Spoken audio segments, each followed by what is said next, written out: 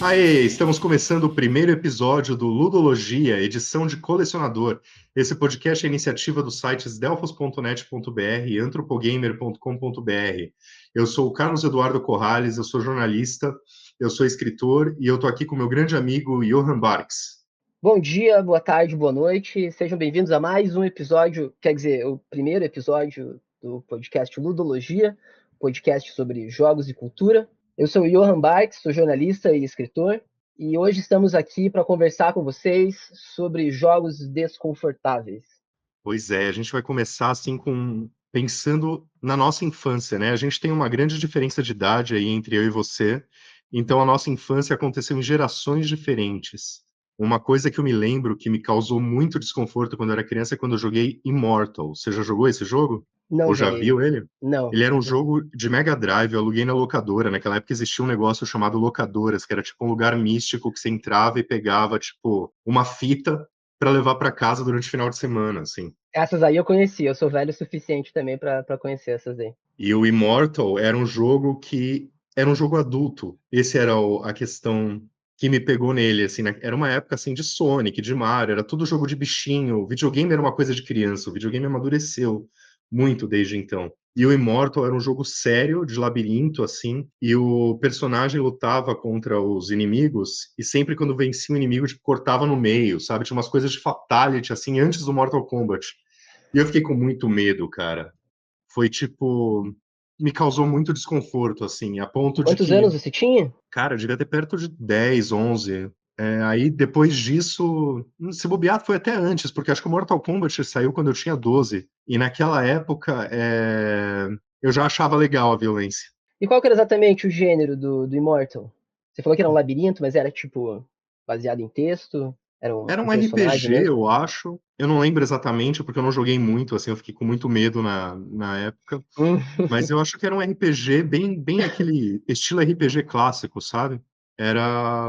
Eu, mesmo depois, a violência parou de me incomodar, eu não voltei a ele. Mas eu achei curioso que, assim, naquela época eu ainda estava conhecendo as editoras, as desenvolvedoras, e eu lembro de ter alugado um outro jogo da EA também, que eu não me lembro o nome desse, o Immortal é da EA. E daí, nesse outro jogo, eu também fiquei com medo, porque ele também era muito violento, sabe? Eu pensei, tipo, a EA parece que só faz jogo adulto, sabe? É, aí Talvez inclusive seja. vai aparecer mais de uma vez aqui na nossa conversa. É, a EA lançou muitos jogos bons, embora tipo, esteja meio dormente hoje em dia, né? Eu achei muito estranho, assim, talvez tenha a ver com os jogos naquela época eram quase todos japoneses, né? A EA era uma das primeiras, assim, grandes estadunidenses. Então, eu acredito que talvez tenha sido isso. Eles vieram com uma proposta diferente. Um pouco depois, aí eu já achava violência mais legal, veio o Doom também, que também era um outro jogo estadunidense, que eles queriam quebrar todo um paradigma de games, né, aí de software queria quebrar. Mas o caso do Doom, ele me assustava muito porque eu achava que ele era um jogo satanista, cara. Assim, teve uma vez que, sei lá, alguém da minha família caiu enquanto eu tava jogando videogame e a pessoa tava chamando ajuda, daí eu tava contando pro amigo, eu tava jogando videogame e ela me chamou pra pedir ajuda, e ele falou, tava jogando o quê? Eu falei Doom, o cara, putz, logo Doom, cara, tipo, como se fosse, tipo, o jogo é tão do mal que fez a pessoa cair, sabe? Doom é muito bom, né, cara? Eu tava jogando na minha geladeira aqui ontem. Não, O brincadeira. Doom roda em Mas qualquer coisa, né? Mas sim, eu acho ele sensacional mesmo. Eu gosto mais dele hoje do que eu gostei na época. Na época eu já gostei por ser primeira pessoa, né? Parecia uma tecnologia, assim. é um jogo crocante, Mas, né? mas assim, depois eu vi, tipo, não tem nada de terror no jogo, né? Tipo, é praticamente um jogo baseado numa capa de heavy metal, né? É, mas vai dizer isso pra quando a gente jogou lá criança, né, cara? Sim, pois é. Aí quando saiu o Doom 3 era de fato um jogo de terror. E pra mim pareceu natural aquela evolução pro Doom 3, mas ali depois agora que saiu esses Dooms mais recentes, Doom Eternal e o anterior, Foi um retorno às origens, né? então esses são bem mais parecidos, né, com o original, embora ainda seja bem Sim. diferente, né, por mais modernizado e tal, eles têm mais a ver com o Doom original do que o Doom 3 tinha, né? O Doom 3 é digamos, o patinho feio, embora eu ame o jogo, eu acho tipo ele começou uma era de terror que eu acho sensacional, que inclusive influenciou o Dead Space, que a gente vai falar em algum momento aqui. Eu já li muito sobre o Doom 3, inclusive no Delphos. Mas eu nunca joguei. Saiu numa época em que eu não jogava videogame, assim. E acho que hoje talvez tenha passado muito tempo pra retornar ele, mas quem sabe um dia. Mas, cara, sobre Doom, eu não me sinto incomodado. Eu acho maravilhoso o Doom, especialmente esses últimos. Adoro a trilha sonora. Adoro É, ficar matando, despedaçando o demônio. Mas, de fato, é um jogo que, dependendo da sensibilidade da pessoa ali, especialmente religiosa, é um jogo que pode perturbar mesmo, cara. Pode ser um jogo bem desconfortável mesmo na vida adulta. Eu acho divertido, né? Acho galhofa pra caramba, assim, maravilhoso. Mas dá pra entender que algumas pessoas fiquem perturbadas também. no caso era realmente porque eu era uma criança ainda e, tipo, muito impressionável. Hoje, jogando Doom, é super tranquilo, assim, perto dos jogos de terror que a gente tem hoje, né? Tipo, o Doom original é Ah, sim. como ouvir Judas Priest e ficar com medo, sabe? Tipo, não bate. Sim. Cara, Mas falando. você já começou a se incomodar muito com o jogo. Quando você era criança, era um jogo que já era de terror de verdade, né? Você quer falar sobre ele? Então, cara, exatamente. Eu. Um dos meus primeiros contatos com. Na verdade, acho que foi o primeiro jogo que eu joguei no PlayStation 1. Eu nunca tive videogame, né? Eu demorei muitos anos, assim, só depois de velho mesmo que eu fui realmente jogar videogame de verdade. Mas ia na casa dos primos e tal, dos parentes, assim, dos amigos, sempre tinha algum jogo, né? E meu primeiro contato com o PlayStation 1 e com o jogo de PlayStation 1 foi na casa de um tio, que foi justamente Resident Evil 3, cara. E ele falou, bota um jogo aí. Daí eu vi aquela capa, assim, com Nemesis, né, no CD ali e tal. Eu falei, pô, isso aqui parece massa, tal. Eu adoro filme de terror. E coloquei lá, cara, eu joguei, sei lá, uns 15 minutos, assim, aquele negócio, eu tive que ir embora. Mas aquele negócio me marcou tanto que eu fiquei fascinado, assim, por Resident Evil, cara. Só que ao mesmo tempo eu não tinha coragem de jogar. Depois eu até ganhei tempos depois, assim, um PlayStation com alguns jogos e tal. E daí tinha o Resident Evil 3 entre eles. E daí eu jogava de vez em quando, assim, mas nunca fui de jogar muito quando era criança. Mas eu adorava a história, ficava fascinado enfim, pra jogar, só que eu não tinha coragem, cara. Eu jogava um pouquinho e parava, assim. E, cara, tudo por causa do Nemesis, né? Que bicho filha da puta, cara. Ele me apavorava, assim. Eu tive dois grandes ícones do terror na minha infância, assim. Na primeira infância foi o Chuck, que eu assisti Boneco Assassino quando eu tinha, sei lá, uns 3, 4 anos de idade, assim. Aquilo me aterrorizava quando tava dormindo, lembrava? Tava na cama. Pô, você assistiu também muito cedo, hein? E o Eu ia falar, Resident o Chuck Evil. é que nem o Doom, né? Tipo, não é terror. É bem mais puxado pra galhofa É. do que. Mas vai falar Mas isso pra com uma quatro criança, né? anos, Pois é. realmente. E, cara, enfim, pra resumir aqui, o Resident Evil 3 me apavorava, cara. Eu ficava pensando no Nemesis, assim, eu tinha, sei lá, uns 9, 10 anos, e eu ficava lembrando daquelas cenas, assim, foi um negócio que durou por meses. O lance dele perseguir, né? O que incomoda é o fato de que é um cara que você tem duas opções sempre que ele aparece, né? Que é fugir ou enfrentar ele. E as duas coisas são terríveis, porque se você pica, você tem que enfrentar o cara, e se você foge, ele acaba aparecendo, né, aleatoriamente em outros lugares atrás de você, até que você finalmente derrube ele. E eu achava maravilhoso isso, cara. Porra, um monstro ali, né? Que ele fica vindo, ele é imparável e tal. Ele atravessa a narrativa inteira na bota da Jill Valentine. Mas ao mesmo tempo aquilo me apavorava muito. E era justamente essa questão da perseguição. Mas hoje em dia eu já superei meu medo de Resident Evil 3. Apesar de nunca ter terminado o jogo. Terminei o remake, mas eu não acho que o remake faça jus nem de perto ao original. Eu ia te perguntar sobre isso. Eu joguei apenas o remake do Resident Evil 3 e, assim, você lutar contra o Nemesis no remake faz simplesmente ele se ajoelhar por alguns minutos, né? No original dá pra você vencer ele, eliminar É, ele daquela área. Cara, no original funciona assim. Cada vez que ele aparece, você tem duas escolhas. Entra um efeito bem legal, assim, parece um efeito meio de fotografia em negativo que fica passando na tela, assim, piscando na tela. E fica tudo em câmera lenta. E você tem duas escolhas. E as escolhas sempre geralmente envolvem você fugir ou você lutar contra ele. Mais pra frente lá tem outras opções, do tipo, você encontra ele numa ponte, daí tem a opção assim, pular da ponte ou enfrentar ele. Sabe? Mas geralmente é tipo você ficar ali, Decisões lutar mesmo. ou correr. Aliás, vai você Mas se pular você da ponte. Você lutar, pode, acho que, pular da ponte ou empurrar ele da ponte, alguma coisa assim. se Mas você enfim, sempre. lutar com ele, você ganha e ele para de te aterrorizar naquela área? Exatamente. Hum. Ele cai e ele dropa uma peça. Se você estiver jogando no nível difícil, ele dropa uma peça de arma. Aí você vai coletando essas armas pra criar uma arma fodona lá. E daí ele para. Ele só vai aparecer no próximo evento scriptado, que for, né, alguma daquelas cenas em que ele volta a aparecer. Mas se você opta por não enfrentar ele, só sair correndo, muitas vezes você acha que despistou ele, você vai estar de boa num cenário lá e ele vai aparecer, você vai ouvir ele gritando Stars, e daí ele vai Eu tava aparecer. pensando E era nisso. assustador, cara, porque você jogava e daí você fala, não, vou fugir, cara, que maneira enfrentar um monstro, eu tenho a opção de fugir, eu vou dar no pé. Mas daí ele achava você depois e eu ficava com muito medo, né? Era difícil. Mas, enfim, adoro, cara. Eu acho muito incrível. Inclusive, o Nemesis, eu li uma vez que o diretor do jogo, ele queria ter colocado esse sistema, né, de um perseguidor desde o primeiro jogo já. Era uma ideia que estava lá no primeiro jogo, mas acabou sendo cortada. Mas no primeiro jogo tinha também, né? Acho que todo Resident Evil tem alguma coisa parecida. Tinha a Lisa Trevor, não tinha? É que é um pedaço específico, mas tem um perseguidor implacável. É, que nem um pedaço, né? Mas não é essa É, coisa não de é o ficar o jogo jogo inteiro. inteiro, né? Porque no remake, cara, o remake é muito mais. Eles seguram muito mais a mão nesse negócio da perseguição do Nemesis. É um trechinho só que você tem que ficar fugindo dele Uhum. ali. E no jogo original, não, cara, o tempo inteiro, cara, tá sempre na tua bota. O jogo inteiro, do começo ao fim, assim. E o É 2 bem mais original, você intenso do jogou? que o remake. Joguei também. Aham. E ele tinha o Mr. X também? Tinha, aham.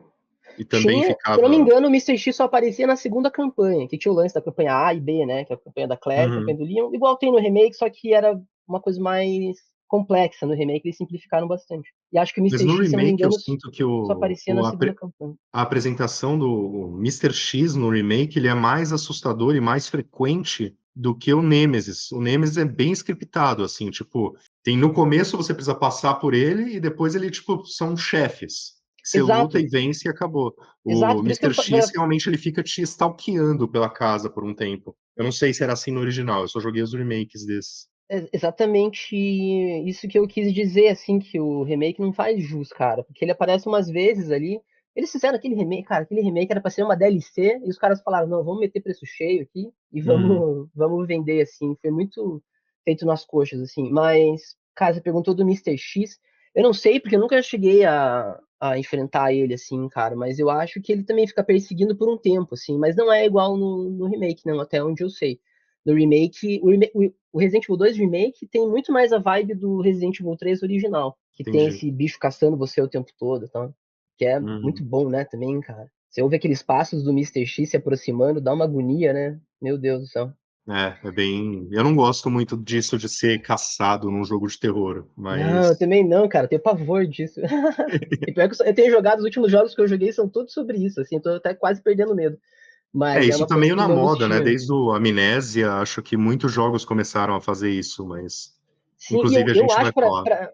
pra mim o Resident Evil 3 foi muito seminal, assim, cara, nesse sentido, muito inovador. Talvez tenha, enfim, jogos que tenham emulado isso antes já, mas pra mim, tudo isso que a gente tem aí, Amnésia, Outlast e tal, cara, todos esses jogos eu acho que devem alguma coisa pro Resident Evil 3 original. Eu acho que devem mesmo, acho que eles até devem citar como influência. Mas assim, saindo um pouquinho do terror, a gente tem uma categoria aqui que é tipo jogos que são desconfortáveis porque a gente faz o que a gente não quer. E daí essa ideia me lembrou bastante aquele meme famoso do BioShock, né? Que é tipo, Would you kindly? Você faria a gentileza de fazer isso para mim? Que tipo, é a pegada do jogo, o jogo Por faz a brincadeira favorzinho. de que tipo, quando o Atlas pede por favorzinho, você faz as coisas porque você tem que fazer as coisas, porque é isso que faz o jogo avançar. Não interessa de se você está pensando ou não. Não acho que o BioShock especificamente foi desconfortável nisso, mas eu acho que é um bom gancho para a gente começar a falar sobre outros jogos em que isso acontece, que a gente não tem opção, mas a gente precisa fazer o que ele manda. Você lembra de algum assim? The Last of Us 2. O 1 também um pouco, mas especialmente o segundo, cara. The O 2 Last of pegou bem Us, mais pesado. sim, o The Last of Us 2, ele é desconfortável de várias formas, especialmente ali em relação à narrativa e às temáticas que ele aborda, né? Para começar, né, a gente tem desconfortável pra caramba é a morte do Joe, né, cara, que é porra, uma violência extrema ali, feita para chocar mesmo, né? É um desconforto bruto. Mas numa camada mais profunda, eu acho que muito desconfortável é você ver a Ellie se tornando uma vilã ao longo do jogo e tomando decisões extremamente questionáveis. Por Ela era uma exemplo, criança tão fofa, né? pois é, cara, a gente ajudou ela a sobreviver ali e tal, e de repente está no controle dela, e o E tempo era muito todo. impossível não gostar dela, né, no primeiro jogo. Tipo, ela era muito legal. Exato, exato. E foi, eu acho, uma das coisas mais incríveis, eu acho, que fizeram nesse jogo foi justamente isso. Pegar uma personagem que você adorava e transformar ela numa vilã, cara. Por mais que você tenha alguma empatia por ela, você fala, cara, o que aconteceu com aquela menina? Uma bola que já era cantada no final do segundo jogo, inclusive, né? No segundo jogo ela tá muito mais deprê no final do que no começo, assim. As coisas até se invertem. O jogo, que começa carrancudo, ele termina todo paizão ali, e ela Peraí, não, você né, tá cara? falando Ela do primeiro termina jogo ou do segundo jogo? do primeiro agora. Mas, Tá. voltando pro segundo. Uma cena que eu acho que é extremamente desconfortável pra mim, acho que é uma das mais difíceis, assim, no jogo, é quando a Ellie, ela encurrala a Nora, ela tá em busca da localização da Abby, e ela encurrala a Nora com um cano na mão, né? E fala, não, cara, você vai me falar onde é que ela tá. E aparece aquele botãozinho do quadrado. A Nora tá ali no chão já, né, machucada e tal, tossindo, ela tá É aquela cena do infectada com hospital, né? os Que ela, esporos. Isso, aham. ela já tá infectada, né? Já vai morrer Isso. E daí mesmo. a câmera mostra o rosto da Ellie ali, enquadra o rosto da Ellie e aparece aquele botãozinho ali, um quadrado pra você apertar assim, que é pra você bater na Nora, né? E a Ellie ainda fala E daí uma eu falei, coisa do cara, eu não. tipo, é uma coisa que eu acho que é muito pesado nessa cena, que é tipo, você já morreu, eu posso fazer que isso seja rápido, deixar muito pior. Aham. É, exatamente. Daí aparece o quadradinho ali, né? Tipo, a mina. Não, não vou falar. E aparece o quadrado, cara. Você tem que apertar aquele negócio pro jogo continuar. Sua única outra opção é desligar o videogame, igual do BioShock, né? Se você não quiser fazer o que o cara manda, você tem que parar de jogar. Mas é muito mais chocante, né? E No BioShock você não sim, faz cara, nada tão horrível que eu me lembre. sim, e daí eles ainda têm a decência, pelo menos, de não mostrar a Nora apanhando, mas quase não faz diferença, né? Porque você fica vendo o rosto da Ellie, a perspectiva dela, você aperta quadrado, ela bate com o cano, você aperta quadrado de novo, ela bate, e aí vai o sangue da Nora voando no rosto dela. Cara, eu acho E às brutal essa vezes a cena, assim. narrativa, né? Tipo, você mesmo não mostrar, acaba sendo mais pesado, assim. Eu É, acho que, sim, claro, você tipo, estimula a imaginação, eu né? acho que talvez Exatamente. você vê a Ellie batendo no close, tipo, esse jogo, tecnicamente, ele é um espetáculo, né? Tipo, os cutscenes são, tipo, realmente... Eles conseguiram passar do Uncanny Valley, né? Que é uma coisa que, assim, se imaginava que nunca aconteceria. Sei lá, ela fica batendo e fazendo a cara de força e o sangue batendo no rosto, tipo, é bem chocante essa cena. É E realista, é depois ela chocante, cara. corta para a mão da Ellie, né? A mão da Ellie suja de sangue, se Tremendo. fechando É, atrás na entrada da base deles. O que é aquilo? É um cinema, né? é um cinema, sim. É um teatro, na verdade, não é um cinema. Acho que é um Um teatro. anfiteatro, assim. É, tem um palco lá com um camarim e tal. Cara, outra coisa também que vai nessa mesma pegada é o confronto final entre a Ellie e a Abby, que é uma coisa também. Ali nesse ponto você já viu a perspectiva das duas, né? Abrindo parênteses aqui, eu sou da opinião, cara, tem muita gente que, sei lá, torce o nariz pra Abby e tal, ela matou o Joe, mas, cara, o Joe era o vilão, né? Ele fudeu com a humanidade inteira porque quis salvar a Ellie. Da Porque a perspectiva Ellie da era Abby, fofinha. pensa assim, ó, da perspectiva da Abby, cara, se a gente não conhecesse o The Last of Us Parte 1, certo? Começa direto no 2 da perspectiva da Abby. Ela tá ali de boa vivendo com o pai dela no pós-apocalipse. Chega um maluco do nada, mata o pai dela, todos os amigos e cai fora. O primeiro jogo poderia ter sido, por exemplo, a Abby em busca de vingança do cara que matou o pai dela. E a gente acharia isso super aceitável. Igual é um filme de vingança tipo John Wick. Porra, mataram o cachorro do cara, roubaram o carro dele. Faz sentido que ele vá lá e despedace todo mundo. Estamos torcendo por ti, tá ligado? Mas só porque a gente conhecia o Joe e tal, todo mundo vê a Abby como vilã, né, cara? Mas cada um é o herói de sua própria história. Isso posto, quando você chega no final e você tem toda a perspectiva ali, né? É muito difícil você controlar a Ellie brigando com a Abby, cara. Você fala, cara, eu não quero que ninguém morra, parem com essa putaria aqui. Por que tá acontecendo isso, né? Eu acho extremamente incômodo também, cara. E eu lembro que eu joguei a primeira vez essa parte, assim, pensando, cara, tomara que eu não consiga matar a Abby, né? Tomara que tipo, ela não morra. Eu acho um grande momento, assim, também, cara. Coloca muito em perspectiva as coisas e acho que é um grande momento que força o jogador a fazer uma coisa desconfortável que ele não tá afim de fazer. E pensando assim no ponto de vista mais analítico da coisa, você acha legal, por exemplo, tipo, o jogo meio que termina depois do primeiro confronto entre a Ellie e a Abby, que é o primeiro confronto onde você controla a Abby, e a Ellie seria a chefe final. E daí tem toda aquela cena com o Nenê e tal, que parece um epílogo, né? Aham, sim. E daí o jogo continua. O Aham. que você Daí acha dessa continuação? Você acha que foi uma boa jogada?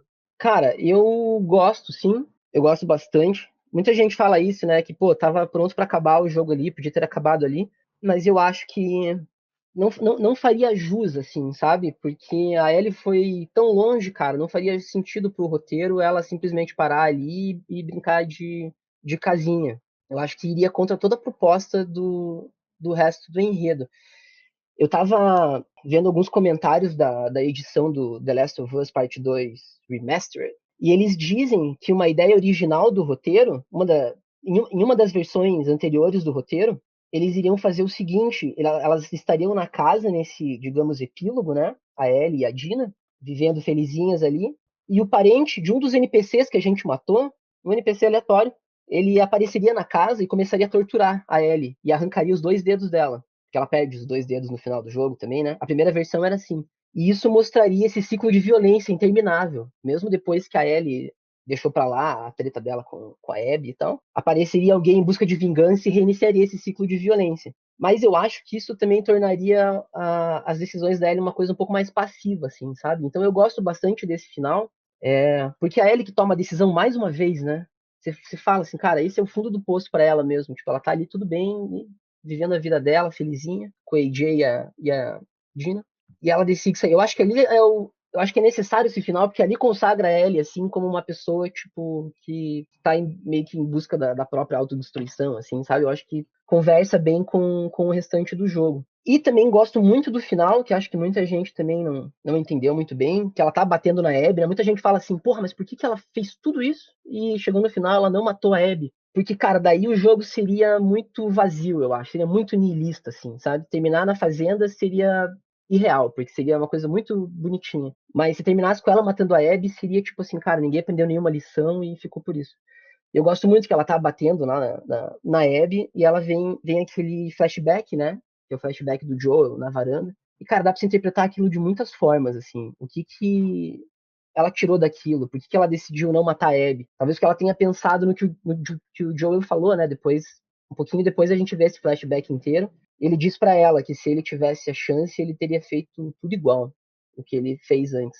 Com isso, ele também quer dizer, tipo, cara, eu não abriria a mão de você, eu acho que você deveria estar nesse mundo. Talvez ela tava ali batendo na Abby, mas pensou, tipo, porra, tanta gente morreu para que eu estivesse aqui, incluindo o Joe. Talvez não faça sentido perpetuar mais esse ciclo de violência, né? Talvez só deva deixar as coisas como elas estão antes de causar mais desgraça. Então eu gosto bastante desse final.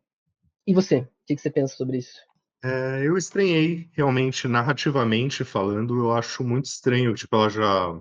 Eu sinto que quando elas terminam o primeiro conflito e a Ellie opta por não ir para... não continuar brigando e tal, e, enfim, elas vão cada uma pro seu canto, aquele seria o ponto natural de parada para mim. Eu acho que essa parte final, ela ter trocado a vida supostamente feliz com a patroa e as crianças, eu para brigar mais, me causa um estranhamento ela ir depois, e daí quando ela encontra a Abby, depois que ela matou mais dezenas de pessoas, ela encontra a Abby e desiste. Mas eu estranhei isso quando eu estava jogando, eu estranho ainda quando eu jogo de novo, mas eu gostei da sua análise, acho que seria algo que eu pensaria mais, não sei. Não sei Eu o que é acho, melhor, agora que eu vi você falando, eu fiquei meio assim, mas essa seria a minha... acho que assim, eu entendo seu ponto, mas na parte lá do teatro, né? Ela toma um pau da Abby, né, cara? Ela quase morre. Uhum. Todos eles quase. Quer dizer, ela e a Dina quase morrem, né?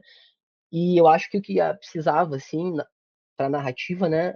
Era a Ellie, tipo, ter a possibilidade de realmente matar a Abby. Talvez ela nunca fosse realmente matar ela, independentemente do ponto em que ela pudesse fazer isso. Mas no teatro ela não tem realmente a vida da Abby na mão ali, sabe? Ela não hesita, porque Uhum. ela não chega a hesitar, porque ela não tem chance. A Abby dá uma porrada nela. E daí chega no final e ali ela pode, tipo, ela realmente pode matar a Abby. E daí ela talvez fale, tipo, não, eu precisava, sei lá, me vingar, poder fazer isso, mas agora que eu tenho essa possibilidade, eu não quero mais.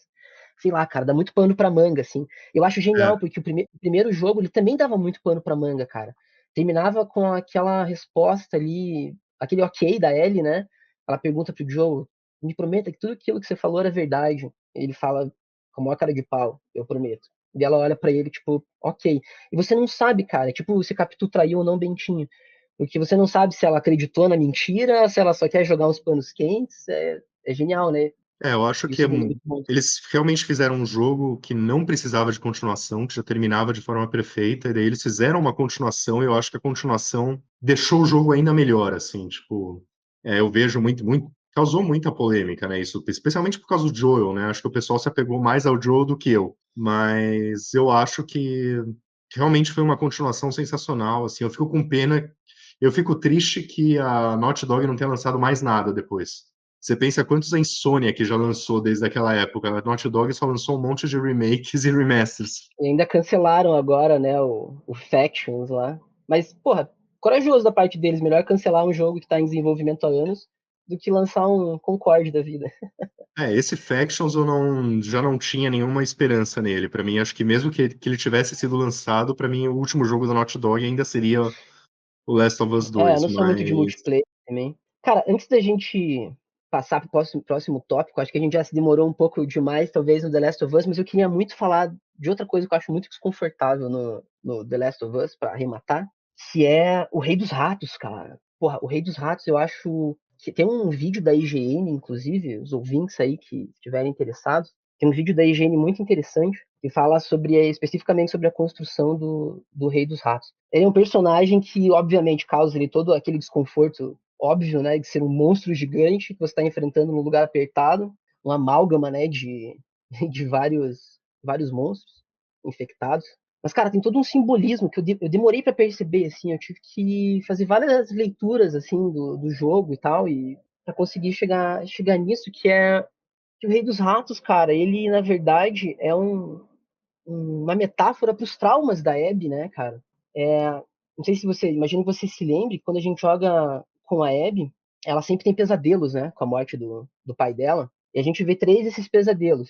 O primeiro, todos eles se passam no hospital. No primeiro, ela vê o pai dela morto, no segundo, ela vê os irmãos serafitas enforcados, e tem um terceiro ainda que vou falar sobre ele depois. Mas todos esses pesadelos se passam no hospital, porque foi o lugar onde o pai dela foi assassinado, né? E onde você enfrenta o Rei dos Ratos, cara? É no hospital. E quando você encontra ele pela primeira vez, ele tá numa sala trancada, né? Tem uma porta fechada e você só consegue ouvir ele. E esse lugar tem uma plaquinha escrito Trauma Center. Tipo, é o centro de trauma, cara.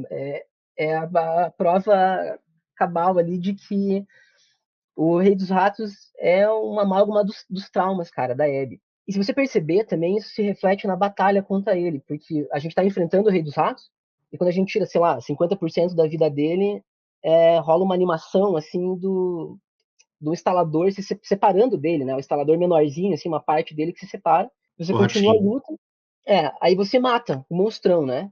E, cara, nessa leitura, né, o monstrão, o Rei dos Ratos, seria o Joel.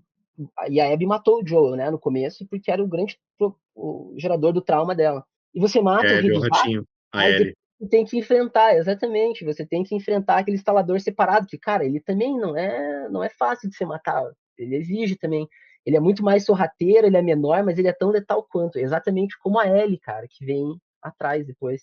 Claro, eu posso estar fazendo uma hiperleitura aqui, né? E, tipo, imaginando coisas. Mas eu acho que tem bastante coisas que sustentam isso, sim. Eu acho muito interessante, porque é um desconforto que é causado em vários níveis, sabe?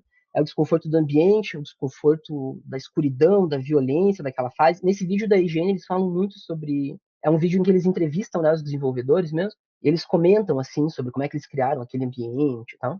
Muito interessante. E, cara, é legal notar também que quando a Abby finalmente mata, né, derrota, é como se ela tivesse vencido o trauma dela, e ela sai do estacionamento escuro ali por uma rampa, né, de acesso, um túnel, assim, que leva para fora e que tá iluminado. Como se ela estivesse indo pra luz, como se fosse um vagalume, assim, né, que encontrou a luz de novo. Que ela era um vagalume também.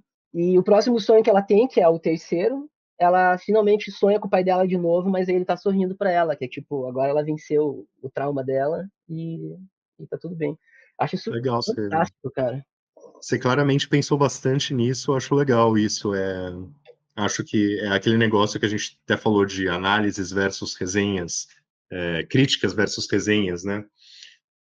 Eu acho que é interessante ter um negócio quando você estuda criação, assim, em faculdade e tal, eles falam que não existe ponto sem nó, né? Tipo, você no caso interpretou essas coisas, eu nunca tinha pensado sobre isso, mas realmente essas coisas estão lá. Eu não tinha dado essa atenção, mas elas estão lá e realmente não. não são pontos sem nó. Tipo, eles terem escrito Trauma Center, tem um motivo para isso. Eu Exatamente, acho né? isso Sim. legal. Aham, muito bom, cara. Acho muito legal, assim. E eu só me ligo nessas coisas também quando eu fico muito obcecado por um. Eu sou muito de pequenas obsessões, assim. Eu conheço uma banda nova, daí eu fico ouvindo, cara, 2 semanas só aquela banda, assim. Eu fico obcecado por ela, e daí em jogo eu passo pra próxima. Com o jogo é assim também, eu vou atrás de tudo, assim, começo a tentar extrair o máximo possível daquilo. E Mas falando enfim, em de minha parte, acho que é isso de The Last of Us 2, que é um ótimo jogo. falando assim de coisas pequenas e sutis e que você quase não percebe, eu queria falar um pouco sobre o God of War 3, que é totalmente o oposto disso. É um jogo que, sei lá, realmente não tem muita sutileza, Não tem.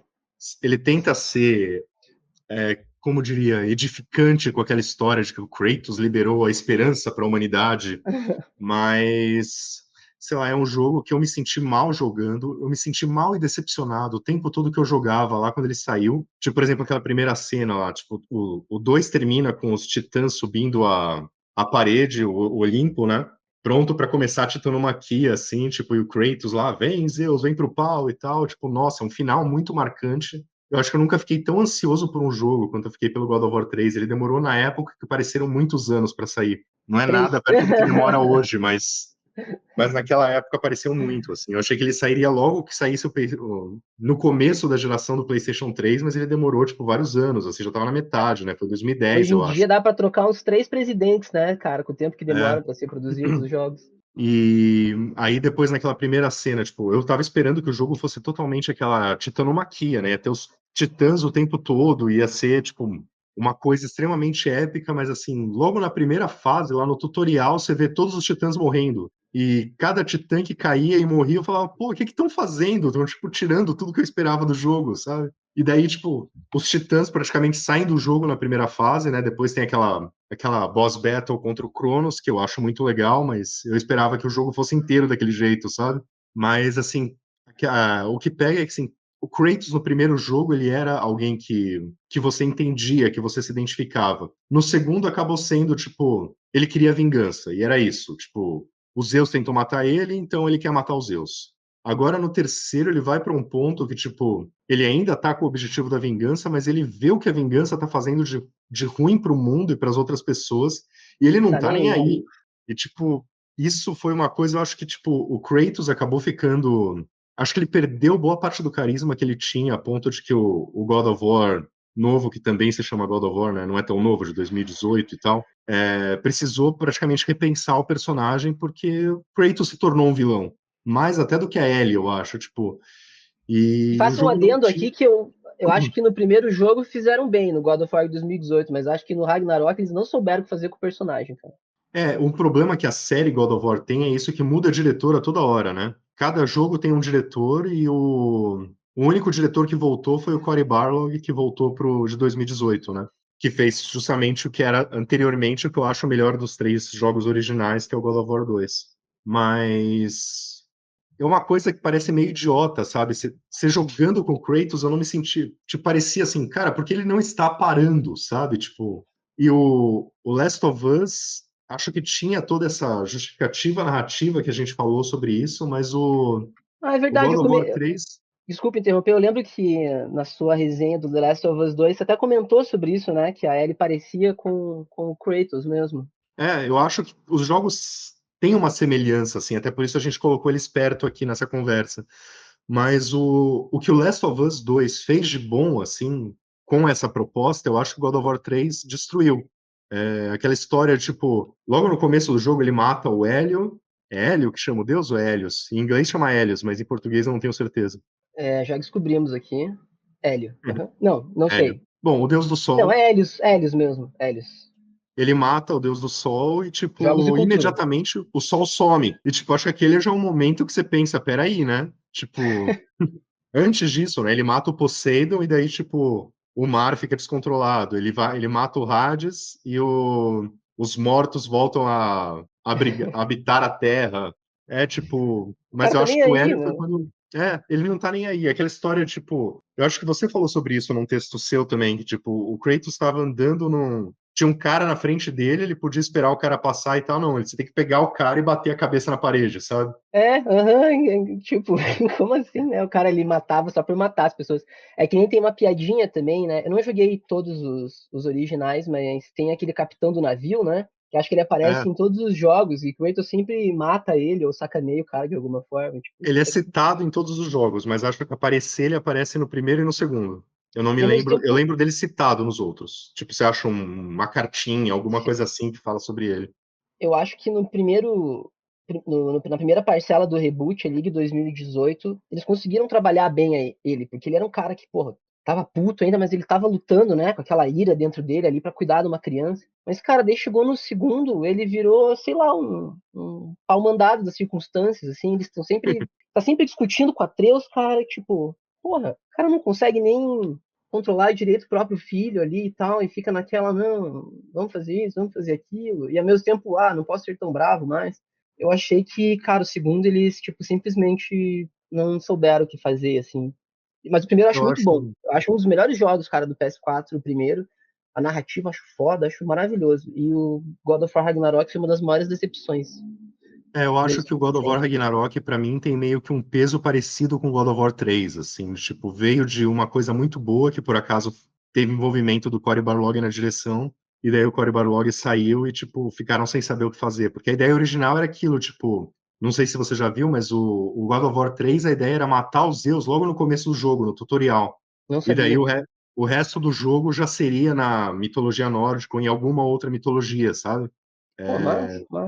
E daí eles mudaram para fazer toda aquela baboseira de que o Kratos liberou a esperança para a humanidade. E daí, enfim, a série ficou perdida por um tempo, teve o God of War Ascension e tal. E daí, quando eles retornaram isso, né, quando o Cory Barlog voltou, ele meio que colocou as coisas no trilho de novo. E daí veio o outro diretor e tirou do Ué, trilho de novo, né? pois é, daí Aquela descarrilhou o história, negócio.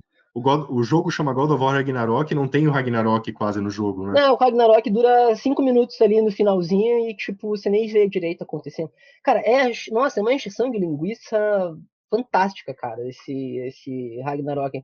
Dá um estudo, cara. Quando eu fui fazer minha resenha sobre ele, minha vontade era fazer, tipo, um tratado, assim, de 30 páginas, cara, apontando cada defeito. Mas daí eu pensei, porra, não precisa também ficar chutando o cachorro morto, né? Porque ele é um jogo divertido, cara. O combate dele é, porra, delicioso, é muito massa, os gráficos são bons e tal. Mas, cara, a história é muito ruim. Os caras, aquele negócio que você falou de. Que a gente estava conversando de não dar ponto sem nó, né? Foi justamente, você falou que né, não dá ponto sem nó, mas, cara, dá, velho, porque é justamente esse que aconteceu com God of War. Deixou várias coisas em aberto ali no final do primeiro, né? O É Kratos verdade. morrendo ali, O, o Atreus, como é que a chama? A Jormungandr corneta saindo lá. da boca dele, a corneta, que nunca foi explicada. E, cara, tipo assim, não tem resposta, porque ninguém explicou nada. Você Uhum. chega lá no final do jogo, a Jormungandr, ela desaparece, você vê no fundo, né, que o Thor envia ela de volta no tempo. Cara, é isso. Fique feliz. E acho que vale fazer um adendo aí de que, tipo, na criação não se faz ponto sem nó. Acho que na boa criação não se faz ponto sem nó, né? Tipo, Exato, exato. claro, se você não tiver habilidade para costurar tudo bonitinho, vai acabar ficando uma bagunça, Não, como foi o God of War exatamente, é o que Ragnarok e a o God gente of War espera, 3. né? É o que a gente espera, mas, cara, você vê o Ragnarok, cara, o investimento, tipo, milionário, né, que foi feito no jogo. E ele é todo estranho, cara. Tecnicamente, pô, 100%, não tenho o que falar, mas a história dele é muito atravancada, cara. É bizarro, bizarro. E mesmo na parte E das mecânicas, ele me incomoda por um outro momento, assim, porque eu acho que ele ficou muito Ubisoft, cara. Muito, tipo, mapa para você é, limpar, sabe? E, ficou cheio de tipo, puzzle, cheio de baú. o baú, puzzle, coisas tipo para você ficar. Eles até chamam de trabalhos, né, na questlog lá, tipo, seus trabalhos para você fazer e É tipo. bem o que parece mesmo, parece um trabalho, né, cara? Que é É, chato pra cacete e não é divertido. o primeiro ele já ficou mais aberto do que eu gostaria, mas ele ainda tinha o jeito de Metroidvania, assim. Aí o segundo foi totalmente para o mundo aberto, estilo Ubisoft, e com isso me perdeu, assim. Basicamente eu queria fazer a história, eu ficava o dia inteiro jogando, assim, da manhã à noite, e só fazia side missions, sabe? Tipo, não conseguia limpar as side missions para ir para a próxima parte da história. Sabe qual que é o problema disso, cara? Ao meu ver, que é algo que acontece também com a Plague Tale.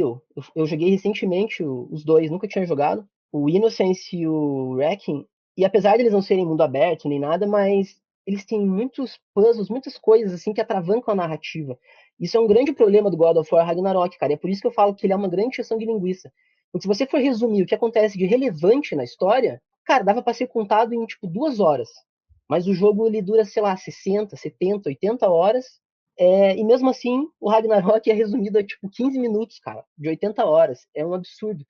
E eles ficam enchendo, inflando, né? Com baú, com quebra-cabeça, com não sei o quê, com vai e volta, com item e tal. E não tem uma história pra contar, cara. E mesmo que tivesse, seria prejudicada, como eu acho que acontece com a Plague Tale, tem uma história muito boa, mas a história é prejudicada pela quantidade enorme de vezes que você tem que ficar parando pra fazer umas coisas chatas, assim, sabe? Mas enfim, o Nesse Ragnarok. momento, eu concordo com você com Ragnarok. O Plague Tale, eu acho que até é um tema que a gente pode conversar mais no futuro, porque é um jogo que eu adoro. Eu gostaria de ver mais. Acho que a gente não vai ter tempo aqui para elaborar isso, mas eu Sim, gostaria sim.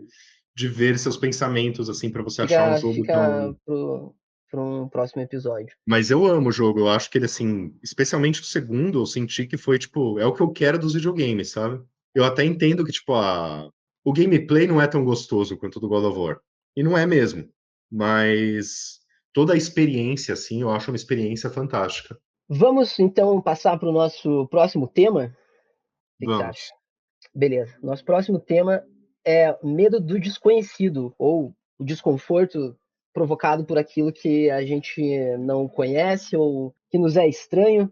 Eu gostaria vou falar brevemente sobre esse jogo, mesmo porque é um jogo curto e não quero estragar a experiência aí de quem for jogar. Recomendo E eu acho que também tem muito uma esse diferença que, jogo. tipo, até agora a gente falou de jogos muito famosos que todo mundo que se interessa já jogou. Esse jogo que Sim, você vai sim. falar é o único que a gente vai falar hoje que eu não joguei. Iron Lang, o nome do jogo. Ele é um jogo independente, é um jogo super simples, que consiste basicamente no seguinte: você é um prisioneiro que recebe uma oferta. Você vai ter seus crimes perdoados, vai ser libertado, se você conseguir cumprir uma missão. Lá vem, né? E a missão consiste em você ser enfiado dentro de um submarino capenga, tipo aquele que implodiu lá visitando o Titanic, só que muito pior, porque é todo enferrujado e caindo aos pedaços, mais do que aquele até. E por isso, inclusive, se chama Iron Lung. A Iron Lung é pulmão de ferro, né? Que é aquela máquina em que as pessoas com poliomielite, se não me engano, elas eram colocadas dentro de uma máquina porque o pulmão delas não funcionava, então elas precisavam viver dentro daquele pulmão de ferro que respirava por elas. E o nome o apelido carinhoso desse submarino é Iron Lung. Você depende dele para sobreviver também. E o jogo consiste no quê? Qual que é essa missão que você tem que fazer? Você tem que tirar, acho que 8 fotos, se não me engano, um determinado número de fotografias no fundo do oceano, nesse submarino capenga. Só que você não consegue enxergar para onde você está indo. Você não tem janela, você não tem nada. É completamente fechado e claustrofóbico. O jogo se passa inteiro nesse espaço ali de, sei lá, 2 metros quadrados, assim. E você tem que, enfim, você tem um painel que tem um eixo X e um eixo Y. E você tem as coordenadas de onde você precisa ir para tirar cada foto. Só que o fundo do oceano é cheio de pedra, de corredores, de abismos. E você não pode bater em nada, senão o submarino afunda. Então você tem que ir guiando o submarino apenas por aquele eixo X e eixo Y, por aquelas coordenadas, prestando atenção nos alertas que o jogo dá. Quando você se aproxima de uma parede, ele dá um bip. Se aproxima de outro, ele dá um bip. E é extremamente desconfortável, cara, porque você não sabe para onde você tá indo e você tem que se guiar pelo som.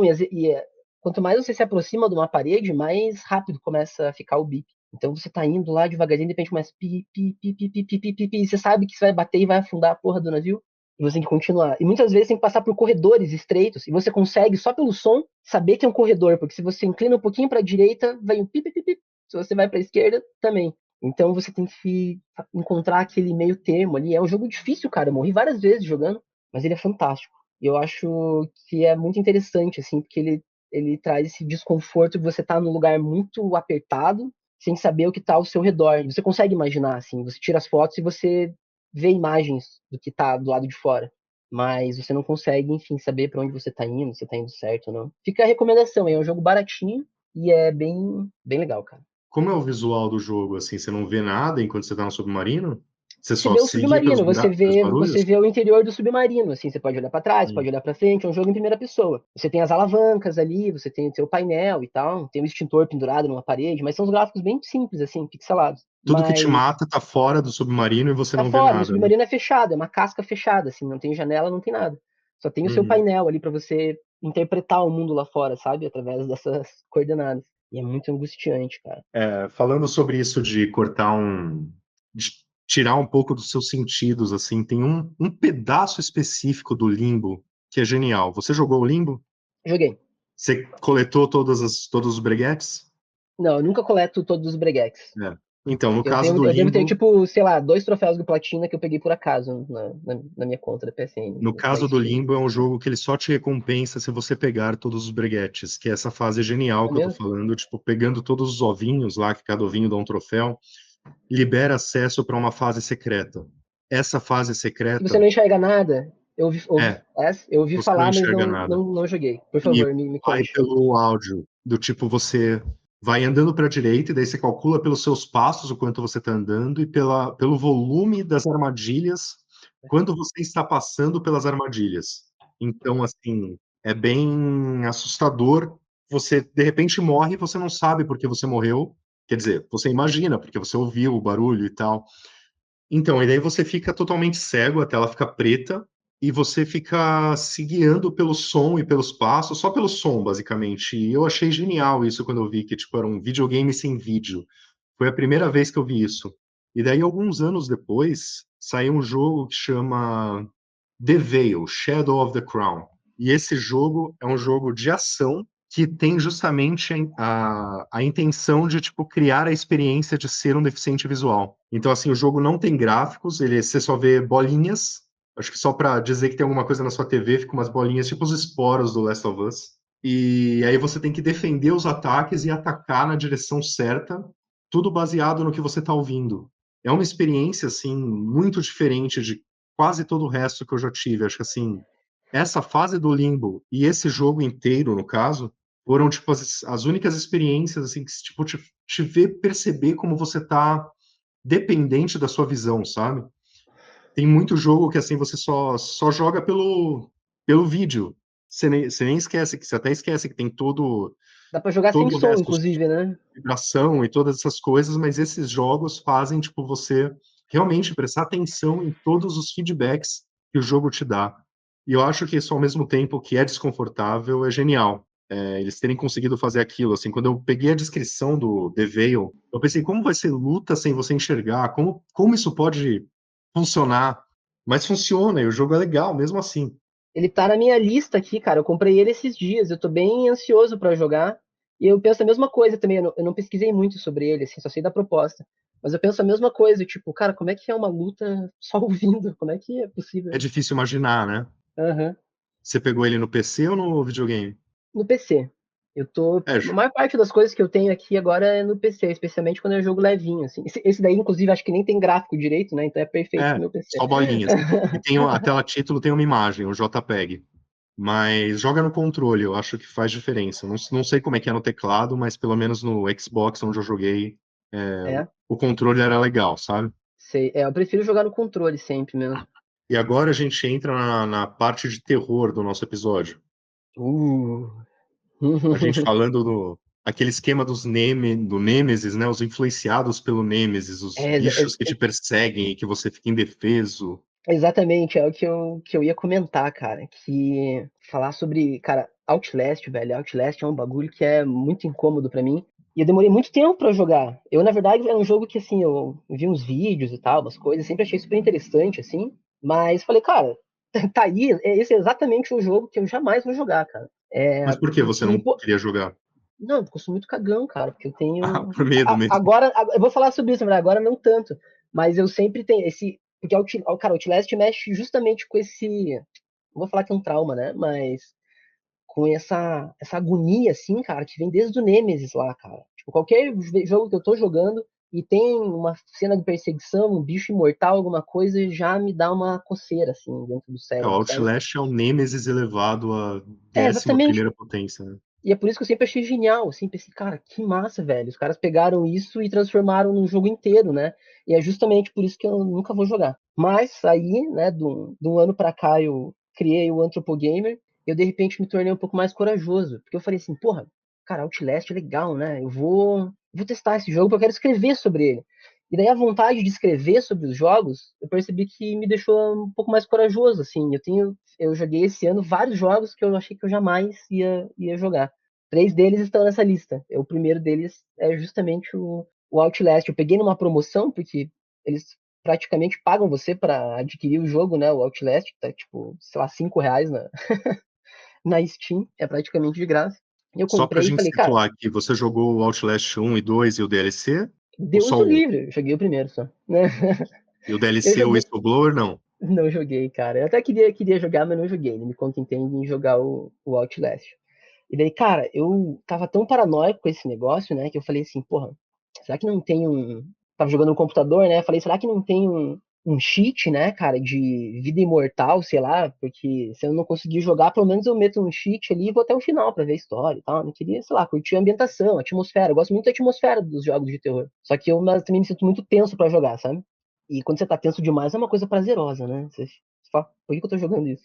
Mas, cara, eu gostei tanto do jogo e me adaptei tão bem a ele, assim, que eu não usei esse bagulho aí e fui reto, assim. E não só isso, cara, mas eu achei extremamente divertido o jogo. Eu joguei ele muito rápido, assim, sei lá, uma semana jogando em doses homeopáticas, né? Mas, sei lá, 5, 6 dias, assim, eu matei o jogo e achei ele incrível, cara. Achei muito bom. Eu Mas acho o que tem que uma é muito. coisa no terror que ajuda ele a ser divertido, no caso, que, tipo, primeiro, ele não é muito difícil. Se alguém te pega e Sim. te bate e passa alguns segundos, você já se cura. Você só não pode Não é um jogo apanhar de difícil, novo. não. Eu E morri poucas vezes nele. eu acho que esse é um ponto que acho que o primeiro Outlast já peca nisso, o Whistleblower, o DLC, é muito melhor, mas o terceiro também é. O terceiro não, o segundo, né? Que é o jogo completo, esse pega muito isso, que é tipo, ele tenta ser intenso demais. Do tipo, não tem downtime. Toda hora tem alguém te perseguindo. No primeiro, eu lembro que o timing não me atrapalhou tanto, mas no segundo, assim, estragou a experiência, porque assim, você não conseguia explorar. Era o tempo todo tinha alguém te caçando. O primeiro eu acho que ainda tem umas paradinhas, tem um tempo para respirar e tal, que daí é que você sente medo. Acho que o medo não é sempre o momento Com certeza. adrenalístico da coisa. Tipo, eu lembro no Se você primeiro tá sempre Outlast, quando eu tava. assustado, você vai parar de ficar assustado em algum momento, né, cara? Tipo, vai se tornar o normal aqui. Você precisa de É, uns vales, né, pra ter os picos depois. teve uma vez, quando eu tava jogando o primeiro Outlast, assim, tinha um carinha me perseguindo, aí eu tinha que correr e subir num buraco no telhado, no teto, né? Aí eu fui correndo, sentindo o cara atrás de mim, assim, ouvindo aqueles gritos dele e tal. Aí eu corri, subi, foi tipo, uau! E daí eu subi, tipo, eu comecei a rir, sabe? Tipo, pensei, nossa. E daí, tipo, se logo em seguida o cara tivesse, sei lá, derrubado o telhado e me feito cair na frente dele e continuasse a perseguição, ia ter arruinado essa experiência, sabe? Precisava ter aquele momento, tipo, escapei, Sim. e agora? Uhum. Exatamente, cara. Exatamente. E, bom, sobre o Outlast é isso, assim, tem várias coisas. Eu até escrevi uma matéria, não vou me alongar aqui, mas pra quem se interessar, eu fiz essa resenha do Outlast, eu até fiz uma certa relação, assim, com eventos realmente traumáticos da minha vida, assim, da minha infância. Cenas específicas do Outlast, aquela que o cara pega a tesoura, assim, e corta os dedos do protagonista, aquilo mexeu muito comigo. E eu coloquei isso na resenha, assim, quem tiver interesse pode ver lá. Agora, aproveitando, cara, isso que você comentou, né, sobre ser intenso demais, assim, em certos momentos, isso eu acho que também está muito presente no Alien Isolation em dificuldades mais elevadas. Não tanto nas dificuldades um pouco mais baixas, mas ali do difícil, o pesadelo. Eu também acho que isso, o Alien não dá descanso para você, assim, é uma coisa muito intensa e acaba sendo um pouco desgastante, assim, quebra um pouco o limite entre assustador e ser divertido e se torna apenas o estresse pelo estresse. Eu concordo que o Alien é um tanto desgastante quando ele aparece, mas uma coisa que eu percebi no jogo quando eu joguei pela segunda vez é que ele aparece muito pouco. Você já percebeu isso? Tipo, Então, acho para mim, ele que. apareceu todo o tempo É, todo. você tem essa sensação, mas ele aparece, tipo, em, sei lá, 3 fases, assim. É que nessas É que fases são ele fica o longas, né? tempo São muito todo atrás longas. de você. Ele fica o tempo todo, e daí você explorar com ele te caçando e com insta-kill e tal, é uma porcaria. É muito chato.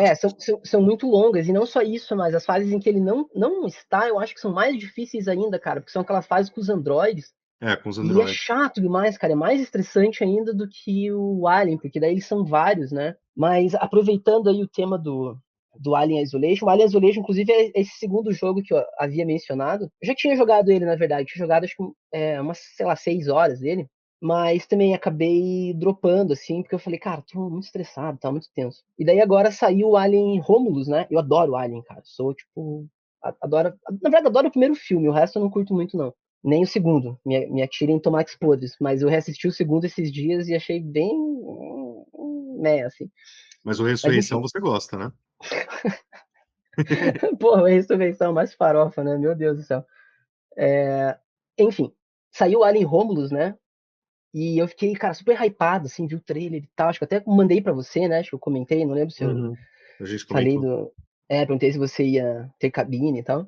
E daí eu falei, cara, esse é um momento legal para agora me propor a escrever sobre Alien Isolation, que daí eu publico, né, uma resenha ali junto com o filme e tal. Vai sair num timing legal. Eu vou jogar Alien Isolation. E, porra, fui lá e joguei, cara, do começo ao fim.